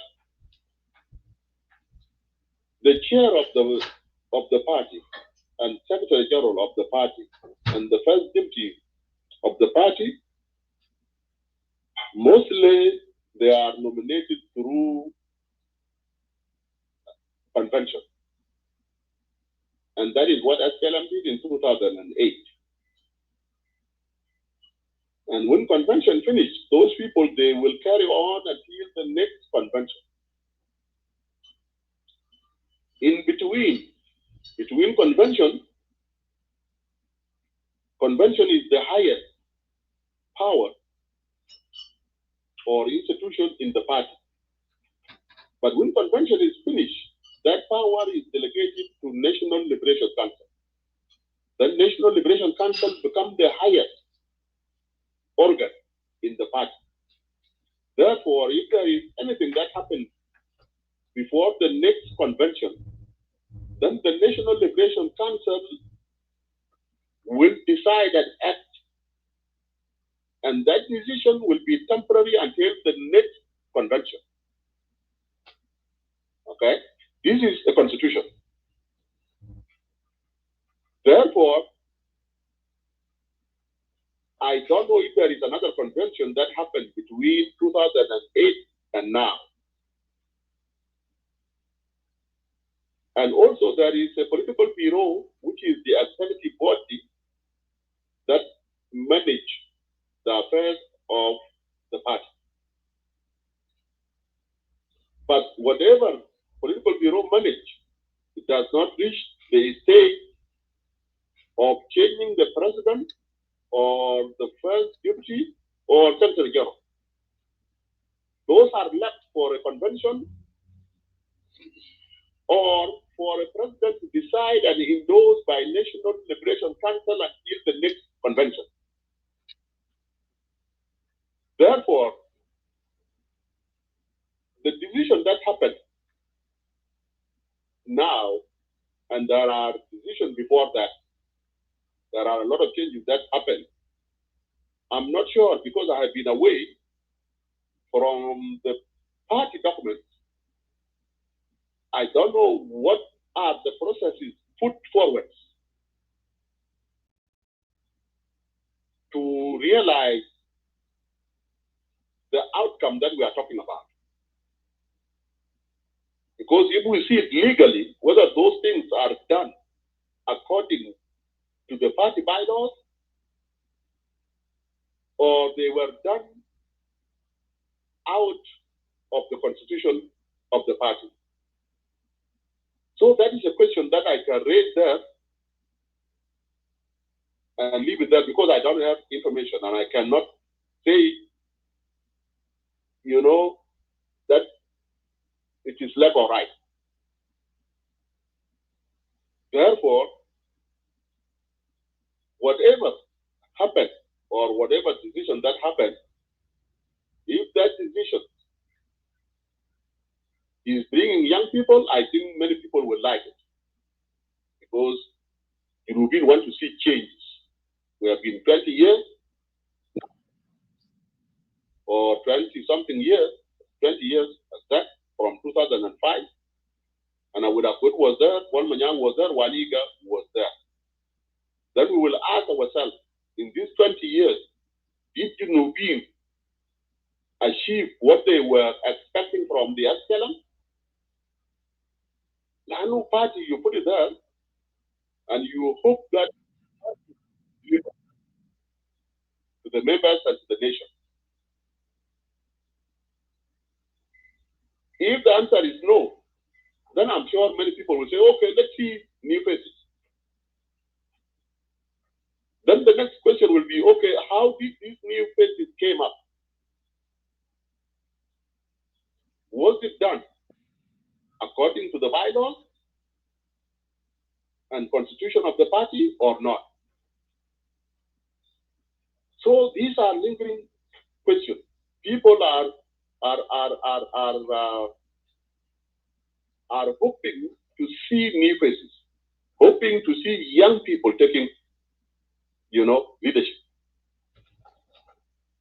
positions. At the same time, who were the supporters of the SPLM since the inception of the SPLM want to see the SPLM going back to the mission and the vision of the SPLM that made SPLM the people party. Then the question is these changes, are they going to be the same status quo that we have been following for the last 20 years? Or is it going to be different? See, there are two things now. There are people that want to see change, want to see young people taking up leadership. At the same time, want to see the party delivering services by going back to the real objectives that allow that or force to support SPLM in the last 21 years, giving SPLM and SPLA everything, including their children. People like they were given as captives to go and fight, and they were young. Some gave all goats and all cows that they have, hoping that one day, if the party and the SPLM capture all that I lost, I would be rewarded. So, they are still hoping that any change has to include the bringing back of the objectives and the vision of the SPLM. Al-Kan Bugul Beinu, when we captured the country, it is the time for the SPLM to pay back. pay back by building schools, by building hospitals, by building roads, okay? By providing necessities of life and protecting the borders of South Sudan. Those were the objectives that allow you to be Kuluzor, Yeti Ganam Bato, Yeti Bagar Bato, Yeti Bafra Hagu, Yeti Bambe Hagu, Yeti Ashrif Hagu for 21 years.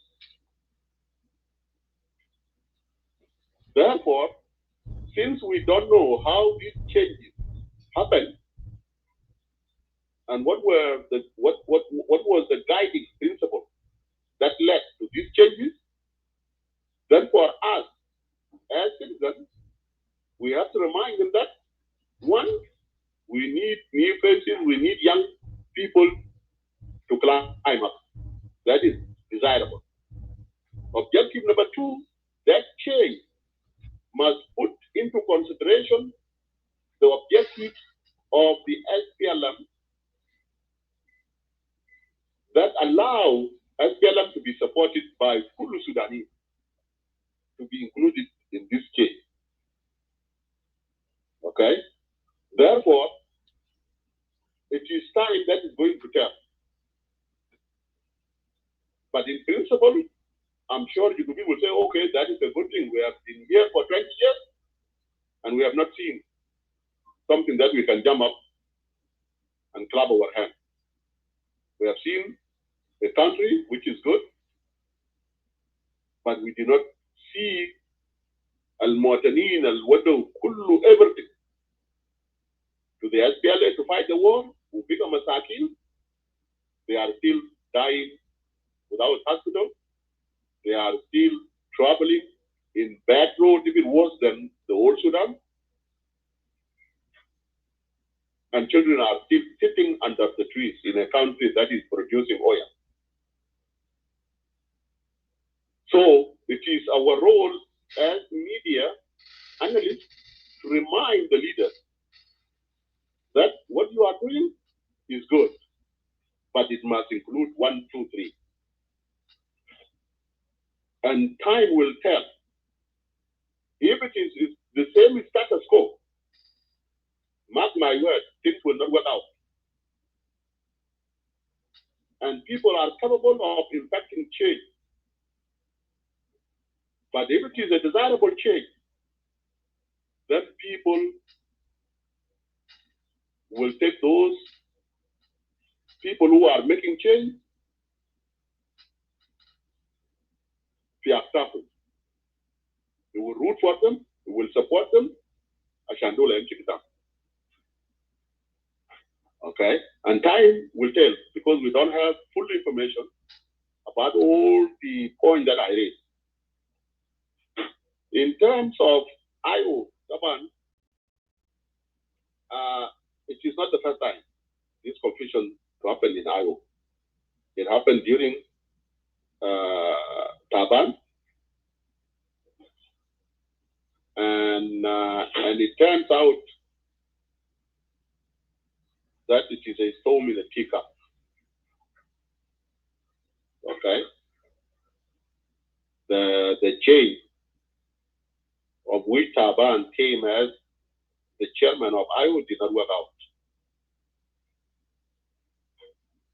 and Taban ended up again back in IG, and Riek came back to IO. So now, with these new changes that's happening in IO, I'm sure it will make people caution the changes. But in terms of practicality, since Riek is in detention and the deputy is outside the country or is on run, he cannot face the IG face to face and negotiate. Then it will make sense for somebody within Juba to have courage and sit on the table with the idea at least to save the situation. But that person, Yekun Munu, that is the question that I cannot answer. But in terms of the practicalities of having somebody that can say to President Kiir, Kiir, don't shoot, cantonment without IO Market. Can you please give me a chance? Let's sit and talk. I think that is a good thing. That kind of talk will save lives. Okay? Because in a state of SPDF attacking missile and cantonment without IO, then I'm sure if there is somebody that is contacting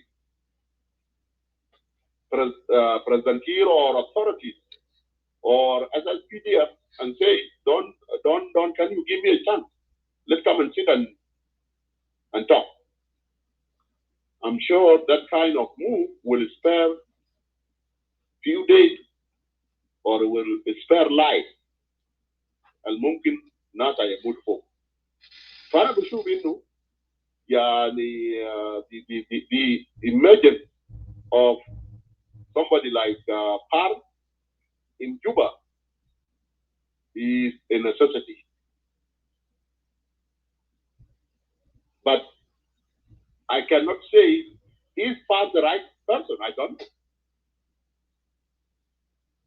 But if somebody from IO say, okay, we don't need that, we just need situation to stay as it is. Riek is in detention and nobody negotiating Riek, nobody seeing Riek. The second man is on run, cannot talk to authorities in Juba, and let that situation escalate. And that's PDF there in group, yeah, to cantonment in group, there is some munu, you know, mana, that is not a desirable situation. Para bishu binu, the Par came up, Ugal Biro, I'm just acting for now. I think if IO was smart, they would have said, okay, if you are acting, let's ask the chairman of IO to give you a blessing so that you can at least administer the situation in Juba until further notice. For in terms of saving life, I think that is a good idea. Now, the stupid part, Laman, I don't know, he came by himself or nominated by some political bureau members of the IO, whatever case happened, then it will be judged by his movement. Who are ambassadors within the few days, and who are Mr. and Fogo as an acting or transitional leader. Did he save life or not? Did he communicate with the SPLA IO in the field to save life or at least to tone down the tension or not? So those are things that will go against Stephen Park, depending whether he saved life or not. You see? But if the whole thing becomes like a leadership, power is struggle, that becomes something else. And now, after the other group within Juba came out with that letter, now the whole issue seems to be a power struggle that is developing, within the IO. Therefore, it will be very difficult now to judge, you know, whether that thing is going to be for the benefit of who. Is it going to be for the benefit of Par or benefit of Riek in detention, or benefit of the second second man in leadership, which is the deputy of Riek, that is on the run? And then the question is, who is going to facilitate the board with IO and Lisa ID in controlment? Those are legitimate questions that Junubi has to raise. Lisa fee board with IO controlment. Even Stephen Parr is not allowed to negotiate with IG or SSPDF to decide the fate, but are not the list of the controlment. Then the question is, what is going to happen to them? It's one of two: either they join the SSPDF, or they will rebel, or they will be killed. Good morning, So, anyway, that situation would have been nice if there is IO person that has inside information to help the listeners on how things are evolving on the side of IO. Okay? But on the side of IG, I think there are a lot of questions without answers. But also, the time will tell whether the changes that happen are for the benefit of the Shaba Junubi, or they are for the benefit of the leadership. So I will stop here, Comrade Majid and Major and Giwan. I yell back my mic. Thank you. Thank you so much, Uncle Gorun. You have narrated, analyzing all those to this topic. I have a video that I want to play. This video is about the interview that Stephen Parr was interviewed today by SSBC News. Let me see if I can play this video. Oh, okay. So let me see if I can remove. Okay, here you go. Let me see if we can hear this. Moment, just on SSBC television.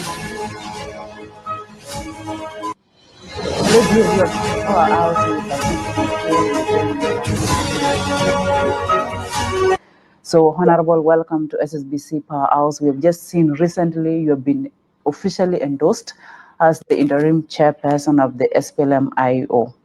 So, welcome to our program. Let's just start a little bit with your appointment as the interim chairperson. Elections, yes. Not appointments. Okay, the elections. Okay, when you are elected as the interim chairperson of the SPLM IO. After the results were announced, we have seen so many letters coming in from the state chairperson of the SPLM IO rejecting elections. Actually, I was not elected alone. Mm-hmm. It was prompted by the crisis that I just mentioned, because the leadership crumbles. Our chairman could not exercise the leadership's functions, and the top leaderships, including the Secretary General, were not here. So we held an emergency consultative meeting, and we consulted our constitution as what we can do, and we found out that within our constitutional structures, you have NLC, which is the second largest organ of the party, which sit between session and always in conjunction with the political bureau. So we held the consultative meetings that elected the top leadership, the interim chair, the interim secretary general, and the interim deputy chair. So that's what happened. on the 9th. You are saying you did an emergency consultative meetings. Yes, where you were elected as the interim chairperson. Right. In that meeting, we have seen the National Minister of Interior, Angelina, was in the country. The Minister of Mining was also in the country, and your SG as a party was also. No. The SG was not in the country. Okay, the two ministers were there, but those top leadership or these ministers were not. They boycotted the election. No. They did not tell you that. They boycotted. I don't know where you got this. No. Here is what happened. Well, boycott is stronger. If you are around in the country and you don't attend. No, but there were circumstances that did not allow people to attend.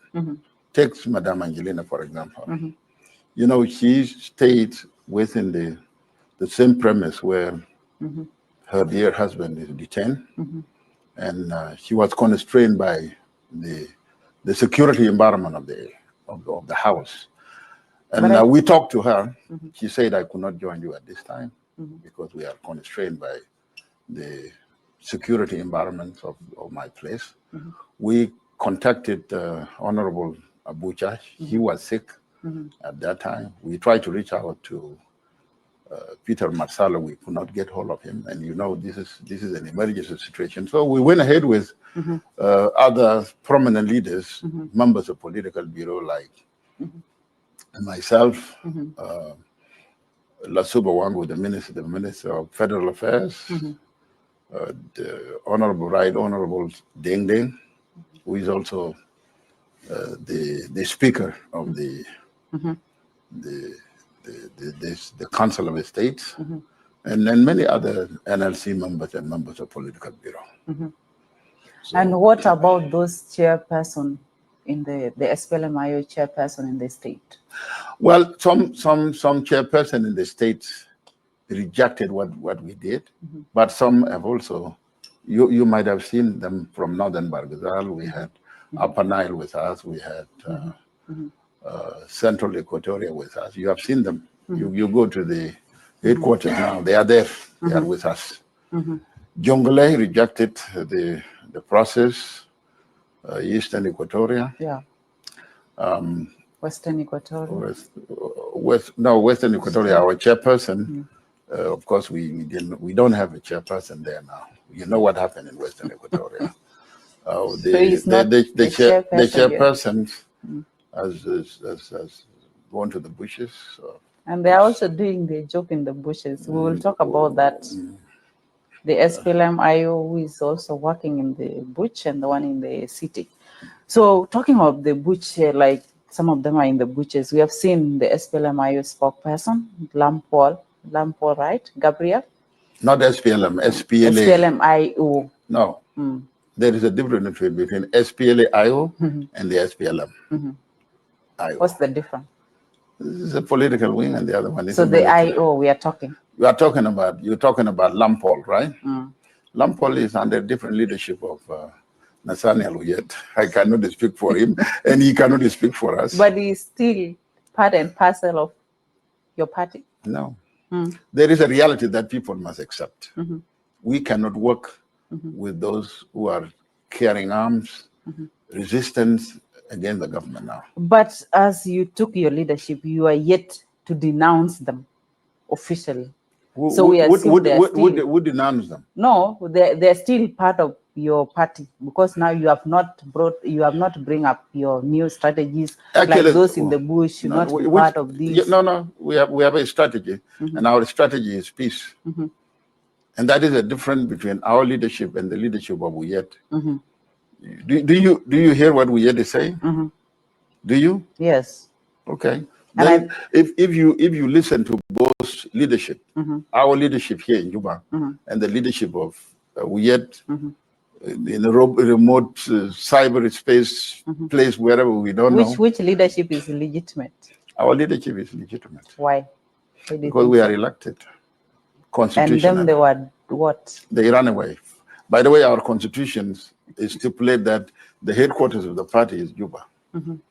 You cannot. But according to your constitution, you're supposed to have a military wing for you to be a leader, or what does your constitution say? Here is what happened in 2018. We transformed the struggle into political struggle, and we moved to Juba. The process of unification of forces is the only legitimate process. There's nothing like going back to arms. Okay, now you have just said that the SPLM in the bush, the one on social media, the one in detention, and the one that is operating. I don't know anything that, I don't know any wing that is in the social media, because we are all in the social media. We are seeing on social media so many things that they're discussing. So how do you intend to build internal unity within SPLM now that you are the interim chairperson? How do you intend to build that internal unity within the SPLM-IO? It is being built. You visit our headquarters here in Juba. So how are you doing it? We are very united now. Explain how. The one outside and you inside, we still call you people as SPLM-IO at the end of the day, whether they're in the bush or not, because they are still part of that. No. Don't take us there. People must accept the reality that now there is one leadership of the SPLM-IO here in Juba, legitimate, recognized by all the parties, other parties to the peace process. That is the legitimate leadership. Have you fired those ones that are outside? They are being replaced. When? They have also suspended some of us, and they have suspended you, and you have not yet fired them or suspend them. There is no need to suspend them. As the legitimate government. They are dismissed. They are dismissed.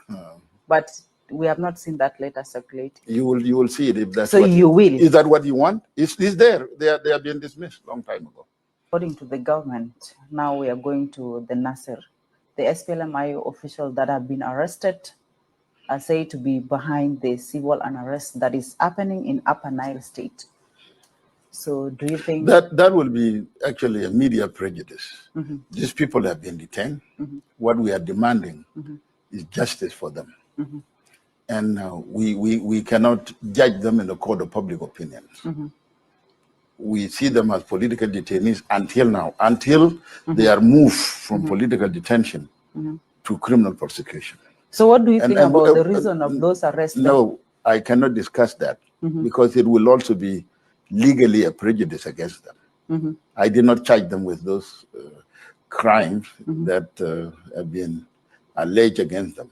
Only the justice process, the judicial process will tell us. And if I discuss this with you here now, in this court of public opinion, you will be violating their constitutional right to free trial and, So any court proceeding, have you started any court proceeding? I have not heard of anything. And you as a journalist could have also heard that. I have not heard it. So no preparation going on? I don't know. Okay. So now I don't handle that. Yeah, but you are now the interim chairperson. So any step that is taking place, you should be informed. I have not been informed. Okay. So what step have the SPLM taken in filling the vacant position in the various government institutions? Like we have seen the Ministry of Petroleum is still vacant. Actually, what and Western Equatorial State. Actually, what we are doing is not about position in the government now. It's about what we are doing now is internal reorganization of the party.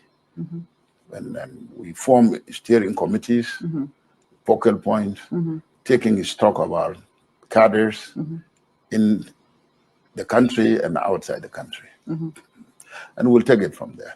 We are still doing that.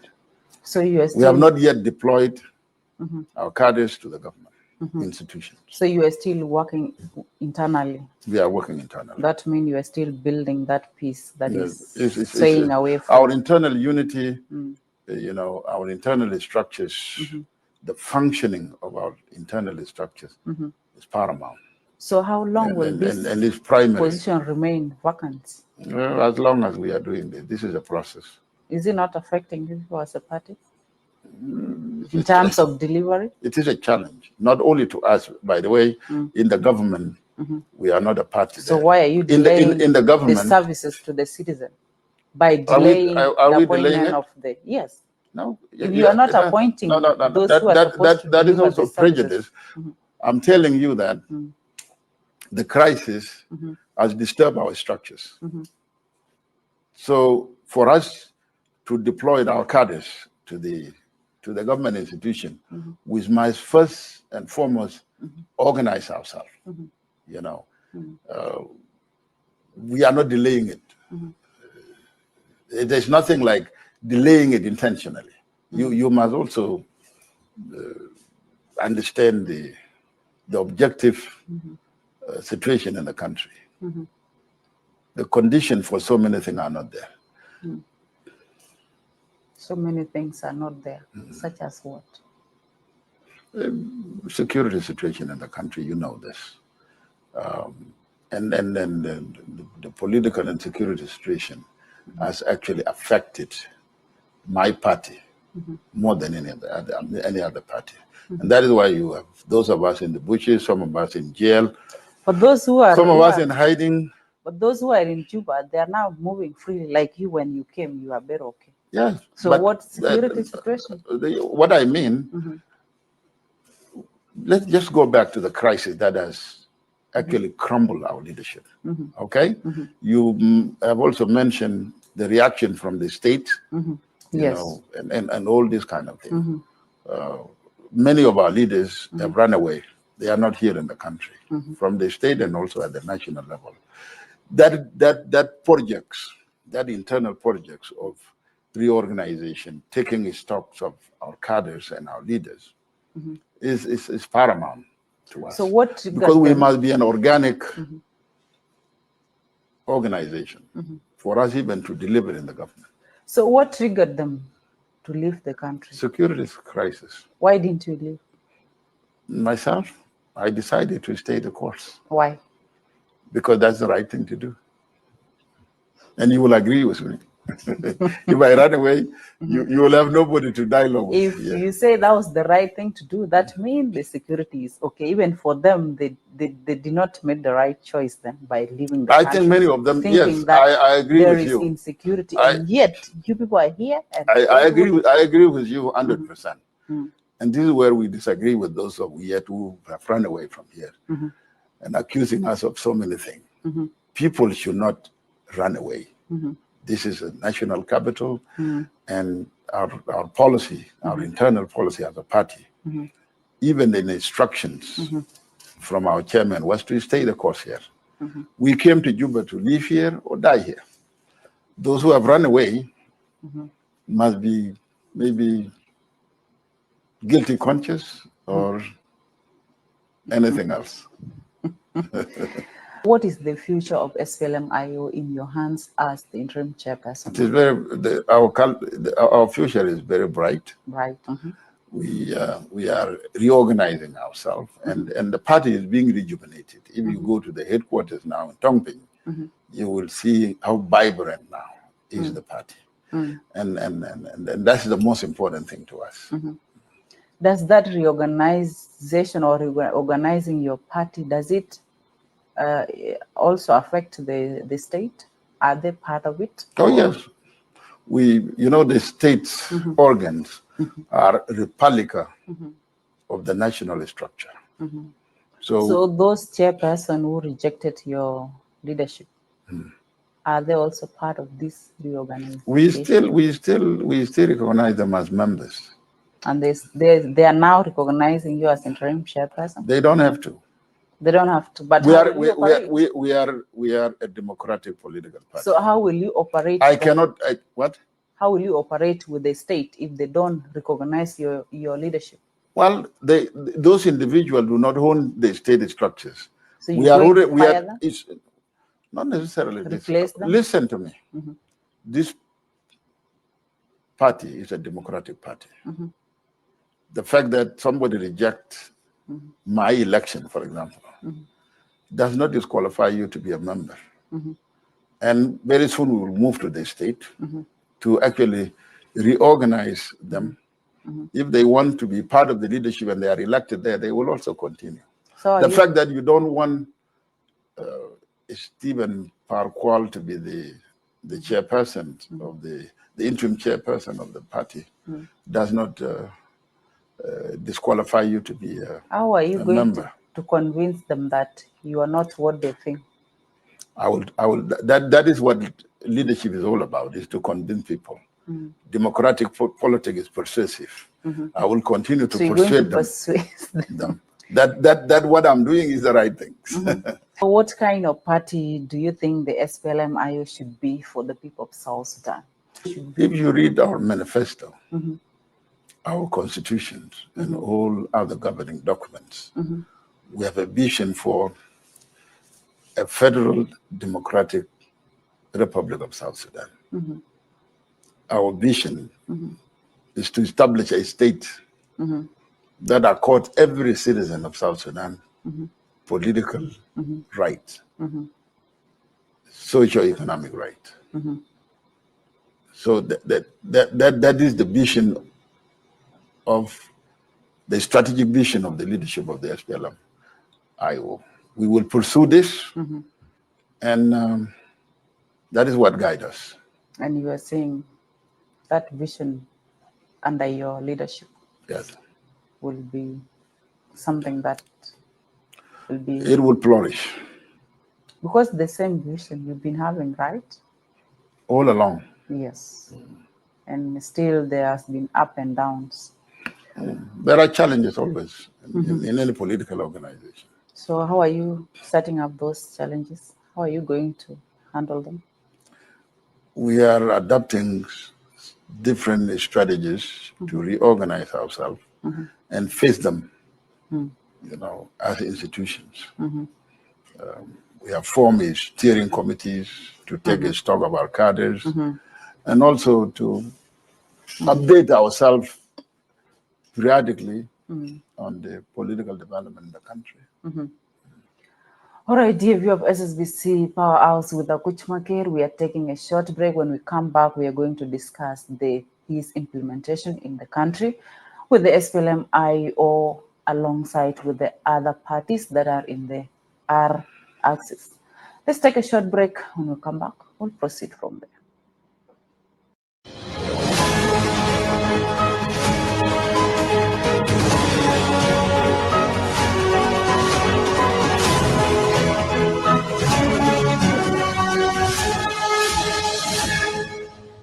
Welcome to Powerhouse with Akot Makir, your weekly engagement into the heart of the nation's political and economic pulsation. Live every Tuesday at 7 p.m. on SSBC television. This is Powerhouse, where realization meets empowerment, just on SSBC television. Hello, dear viewer of SSBC. Welcome back from that short break. With me in the studio is Honorable Stephen Par Kuol, the interim chairperson of the SPLM-IO, to discuss way forward strategies that the SPLM-IO is developing towards the peace implementation in the country and their internal unity as a party. So, Honorable, before we took a short break, we have talked about what you are going to do to ensure that the SPLM-IO party is the party that the country should see as a good party, considering what has been going on in those years back. So you are saying you are reorganizing yourself as a party. And with what we are seeing, do you think we are going back to the 2016 crisis? Not really, and nobody envisioned that. The people of South Sudan cannot afford another political violence. They are already suffering. They are demanding peace. And we have made public pronouncements, not only by the leadership of the ITGON and the SPLM-IO, but by our leadership of the SPLM-IO, that we will not take the people of South Sudan back to war. Okay, we've been hearing that statement from His Excellency, the President of the Republic of South Sudan, President Kiir, that the country should not go back to war. But we have never heard that from your chairperson. No. Publicly. No. You. And again, when you say with the current situation that is happening, like the one for Upper Nile State, what with your new strategies, what are you doing? You might have missed it. Our chairman made countless pronouncements for peace, and that's why we came here to Juba, leaving our forces behind in 2019, 20. And you are also running away. Well, this running away is not the policy. Whatever. Because if you are not guilty, you're not supposed to run away. Like the way you are saying it. I believe so. By the way, for your information, I was also detained myself.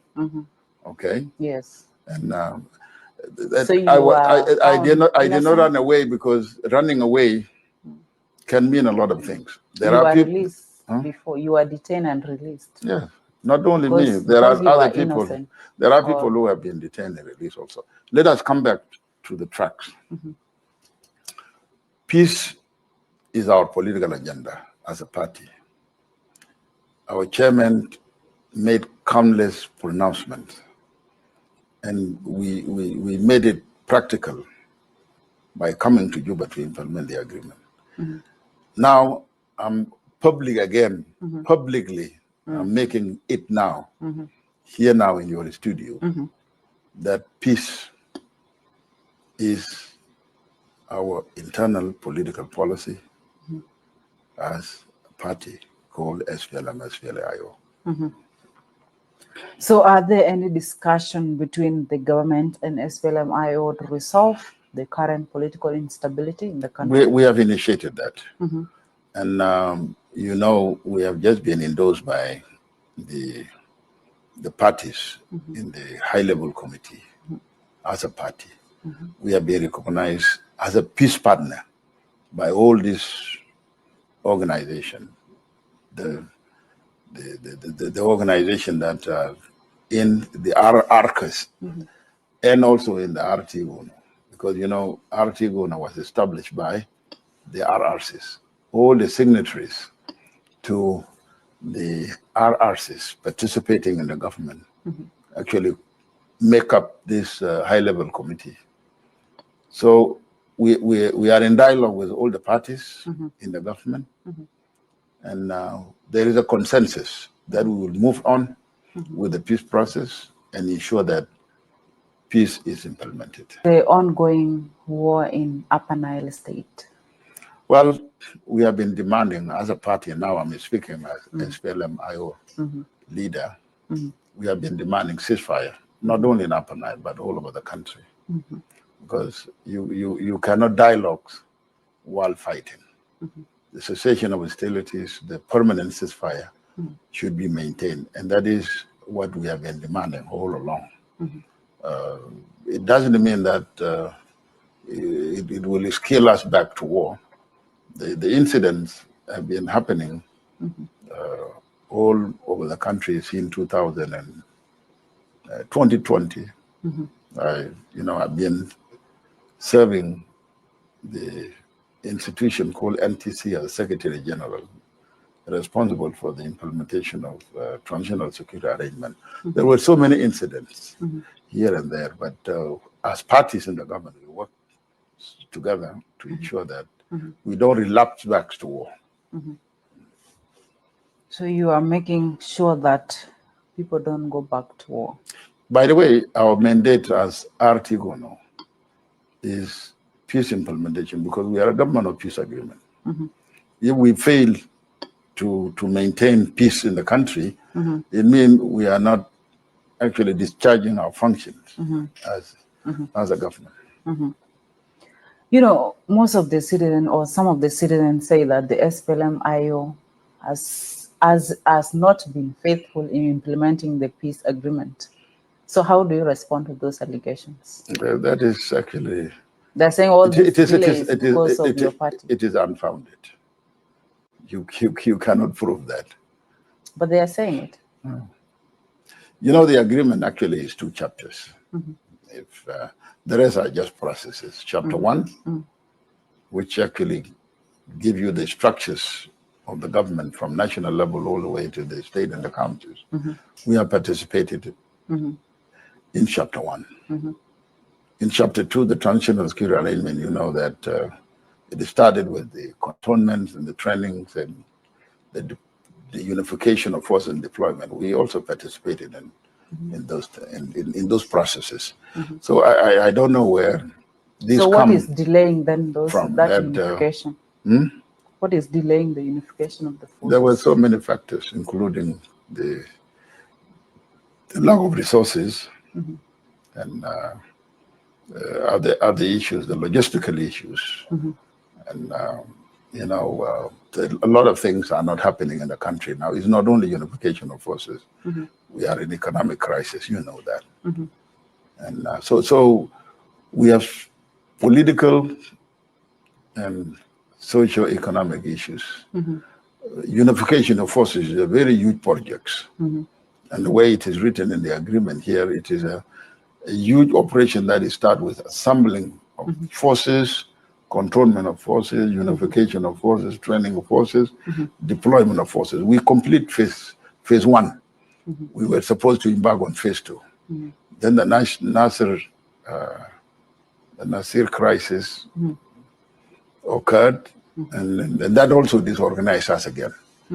So, and that is why it is important for the SPLM-IO and all these other parties to refocus back to the peace process. And for us, as a party, we have to reorganize ourselves. And the essence of even electing a new leadership is for us to have a functioning leadership that engage the region, the international community, the national political parties that are participating with us in the government.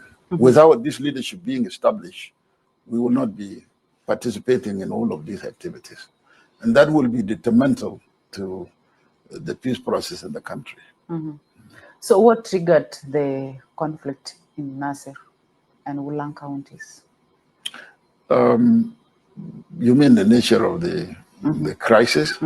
It was actually a clash between the National Army, the SPLM, and the community-based white army. Just like what happened in Walbet, in Baragazal, so many times.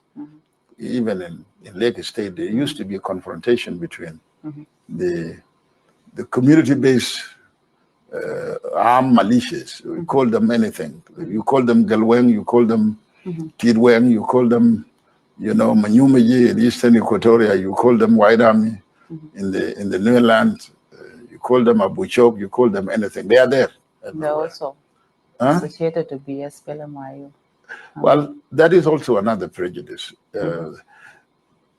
The Upper Nile area is a political constituency of IO, and we have very strong presence there within the communities. But it doesn't mean that we are the communities.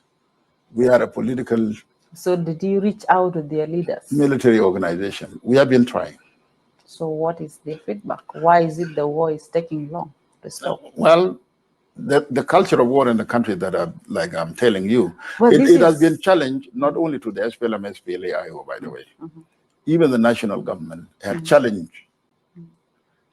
all over the country, security challenges, because our communities are heavily armed. You have seen what happened in Walbet. Is almost like what happened in Nasir, where the National Army was overpowered by these human waves of the White Army. It's like what happened in Walbet. The human waves of the Gelweng, or whatever you call them, also disarmed the government. It is a challenge not only to the SPLM, SPLA-IO, it is a national crisis. It is a national security crisis that our communities are heavily armed to the teeth against themselves and sometimes against the national government. It is a challenge that all the parties must face. But if you look at it, at the ongoing conflict, it's more evident a mere community and a army conflict. It's a bit... What is that again? Can you... The nature of this conflict, it has been prolonged. Yes, prolonged. And it is going even worse. And you are saying these are community people that are like you calling them. That's the reality. They are in every community, not only in your community. But this one is a bit tough. Which one is this tough? kind of conflict. Which one? This one for White Army. In the Upper Nile? Yes. No. What you see in Upper Nile is just a tip of the icebergs. It can happen anywhere, like it happened in Barghazal so many times. And it can't be controlled. It is uncontrollable, because if you look at what happened in Rualbet, actually the leadership of the army, the Armoured Operation Officer and most of the senior officers were killed. Just the same way. Uncontrollable. So what should be done to them? What should be done, and this is what we have been recommending. Let us unify the forces. Let us have a unified national army. But you've just said let me finish what I'm saying. It is a tall order of business. Have an organic national army first and foremost. Then embark on the dialogue with our communities. And it is actually incumbent upon the national government to ensure that there is a public security in the countryside. You do that by building institutions, public security institutions, the national army, the police, and the national security. The capacity of our institutions has been affected by all these conflicts. And the reason why we always relapse back to war is because we don't have competent national security sector. And if we don't face that honestly as a nation, then even the viability of our states is in tatter. So you're saying the permanent solution is the unification of the forces. Unification of forces. And yet you have just confirmed that for the government to unify forces, there has to be a resource available. Yes. And you are saying there are no resources, the economic crisis of the country. There are no resources for anything. There are no enough resources for anything now in the country. So how will the unification take place? Even for the delivery of social services. So how will the unification take place? It will take place because... So the war will be ongoing until the unification is completed? No. Don't confuse the unification with war. What is happening? Because this is the solution you are giving us. There are two things you are confusing. The public security in the country, which actually involves the community-based armies. This is a different crisis. The main things that you need to do, you need political stability in the country so that we embark on other programs like community disarmament. I personally don't believe in physical, forceful disarmament of the communities. But if you create an environment of dialogue with them under a politically stable state with one army, I think there is a light at the end of the tunnel. You are the Minister of Peace Building in the country. Rightfully so. So do you think you have been actually playing your role well as in this ongoing or in South Sudan conflict? Yes, I did. Tell us. I was part of the people who negotiated the peace agreements, not only once, but twice, 2014, 2016, 2017, 2018, when it was signed as an agreement. I'm still here now as the National Minister of Peace Building and also Secretary General of the NTC. So what does your I've been available to do whatever I think is the right thing to do. The challenges that I have mentioned are actually the national challenges that need to be tackled. Not by a minister, but by the entire government of the Republic of South Sudan. So what does your docket say about the peace in the country? My dockets, in terms of policy, is what I've just mentioned now. Unification of forces, community disarmament through dialogue, okay? And inter-community and intra-community dialogue for reconciliation and healing. That is the strategic framework of our policy. And it is there. It just needs an environment for implementation. Did you by any chance form these peace committees that, Oh, yes. that should advocate for yes. peace in the state and in the country at large? In fact, the government, as I mentioned, is a government of peace agreement. So we have peace institutions. Adequately and competently established from here. You have a Ministry of Peace Building. You also have the state ministries of peace building in all of the 10 states, and also in the 3 administrative areas. Are they doing their roles? They are doing their roles. You know, you might have missed this. We had so many workshops here in Juba, and also peace conferences. Recently, we went to WOW to mediate between the Twitch and the Mob communities. We have done it for Lownwer and the Murle. We have done it for Mundari and Baris. We have done it with so many of our communities. So we have been engaging them. We have peace committees at the county level, even at the level of the county government. We have a director for peace building there, and we have the state's Peace and Reconciliation Commission. Here also at the national level, you have a peace commission. So the infrastructure of peace building, the institutional infrastructure has been established. Are those really not just post holders? I will not say so. They are doing their work within. Because even with the ongoing, we have not seen any letter from the Minister of Peace. For what? Condemning what is happening in those states. As a government. Here is what we are doing as a government. No, condemning the ongoing conflict. Where? In those states that are having issues now. Are you talking to me as a Minister of Peace Building? Yes. We don't condemn them. We work out solution to resolve them. Because condemning them will not resolve the problem. For example, we have just held a very successful meeting in WOW for the 2 communities of Twitch and Ngok. And they have come up with very strong solution that they will implement. Is that not the best way to do it? Yeah. Instead of condemning? That's what we are doing. So are they developing some for the Upper Nile? Yes, we are doing the same thing in Upper Nile. Okay. So as now the interim chairperson, what is the way forwards in the implementation of the R-axis? Where are you picking it from?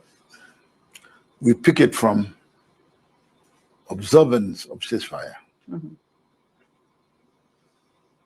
These bombs that are falling everywhere and the attacks should stop. Second, we must initiate dialogues among the political parties. And third, we must also initiate dialogue with our community and facilitate dialogue also among the communities. In the meantime, we make sure that we create a conducive security environment for our people. And that starts with unification of forces, peaceful disarmament of our communities through dialogues, and actually provision of public security as a, confident building with our communities, because it is a responsibility of the state to provide public security for them. We must show them that they don't need those arms that they use to fight the states and fight themselves. You say it's a responsibility of the state, and that is why the government has SSPDF in the state, right? Protect the citizens in those states. And now the same citizens are the ones attacking the security that is protecting them. So how will it be possible even to disarm the citizen, the civilians? It is possible. We did it before. What you need to do, it is a contract. If I take your weapon away from you, you must be protected. Give me your weapon, I'll protect you. You will not give it to me if I don't talk to you. If I just come now and disarm you, I'm an enemy. Okay? And that's where we got it wrong as a government in so many places. I believe if there is today a capacity to disarm our community through dialogues, and I mean a blanket disarmament of our communities, not disarming one community, leaving the other community vulnerable to their neighbors. It is doable. It will be done one day. Just need political will, commitment, and because if you don't commit resources to this, then you risk actually even the legitimacy of the state, because there is no state that can be legitimate without providing public security for the people. It is a task. It is a civic task of political leadership of the country. So, okay, as the Minister of Peace Building, then, any step you have taken to ensure that there is also resources? Was the same thing the Minister of Peace Building is not an economic ministry. No. For your information. No, because now we are talking about resources. We are talking about resource generation, right? And that resource is what is leading us to the peace implementation. Let us come to the bottom of that. And the peace is under your feet. For us, we don't generate anything in terms of resources. We need the resources to do our works. But you can as well seek also for other avenue to generate if you really want this thing to be implemented as the Minister of Peace. Generating resources? Yes, you we have been working with we have been doing fundraising with our partners. Last year, South Sudan, I went to New York 3 times. These are the things. And there is a peace building fund there for post-conflict countries, and our country has been enrolled there. We have not yet graduated from this. We are getting limited resources that are managed under the UNDP for peace dialogue and all this. That's all we can do. But it should not be only that. The national government should also generate resources from the economic ministries. That's what I mean. Yes, they are the main. The allocation, there is a budgetary allocation. Always by the Minister of Finance, but we have difficulties in any case financing our budget. You know the deficit that we have suffered from. Okay, as a Minister of Peace Building, the rightful one, the way you are putting it. Yes. So what message can you tell to the citizen, to the people of South Sudan? I will tell my people of South Sudan, don't despair. All the countries in the world have gone through conflicts. Conflict is a part of human life. What you need to do, let us work for reconciliation at all levels, at political level, communal level, and even at personal level. Between peace starts, peace is mindset. It is in the mind. So it starts with the parties within the not only parties. It also starts with individuals like you. If you don't have peace of mind, you are building blocks of that peace building that we are talking about. You are one of the blocks, and it starts with you. It starts with 2 people. It goes to the to 5 people, 10 people, to parties, to communities, to sections. Everybody must participate in the peace building process. So what can you tell this SPLM IO in the bushes? The one that are outside and the one in the country, as now the official interim chairperson. Let me start with our people in the bushes here, whether they are in Equatoria, in Upper Nile. Let them come home. What I mean, to terms. For those in diaspora, let them come home. We will not resolve this conflict in the social media, the way I've seen it. We will not also resolve this conflict by bombing communities. We will not also resolve this conflict by running to the bushes of South Sudan and start another war. That will be my message to them. The country needs peace.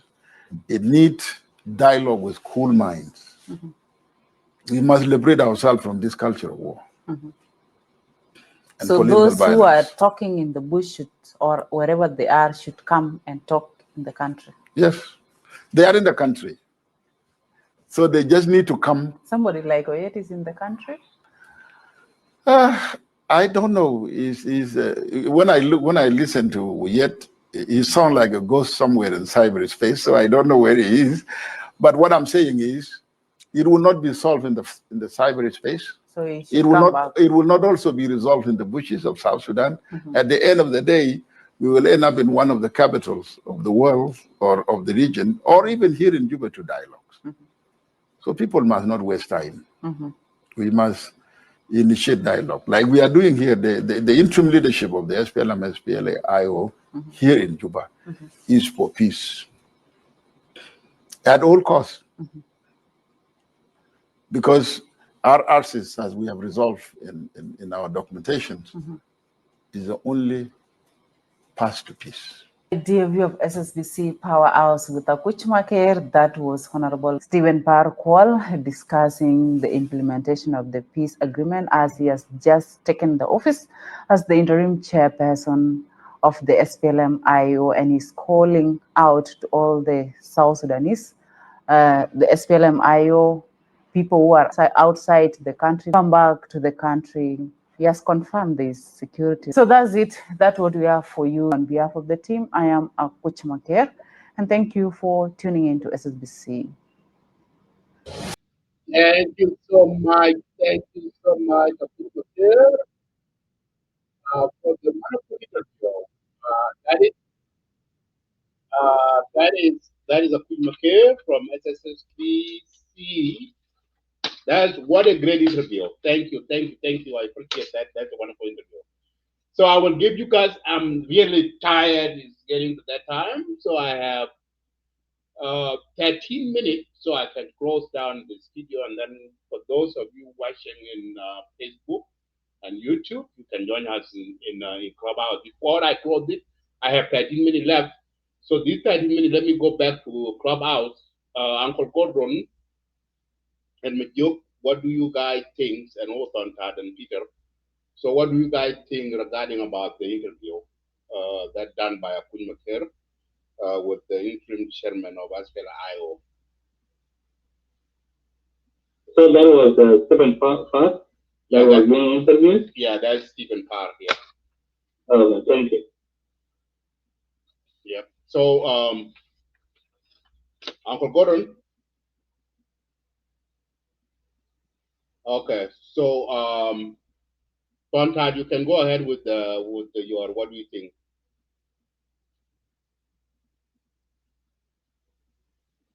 Okay. What about Majuk? Majuk, are you there? Okay, Peter, you can go ahead. Okay, guys. So thank you for watching the live. For those of you who are in Facebook, so that this just come to conclusion. Join us in Clubhouse for more discussion regarding about this topic. I will continue to analyze the topic. So thank you so much for watching. Also, we continue to this political thing going on in our country. We hope the political leader will find their way out of this. So thank you. Have a wonderful night, guys. See you guys next time. Peace out. Bye for now. Join us in Clubhouse. Okay.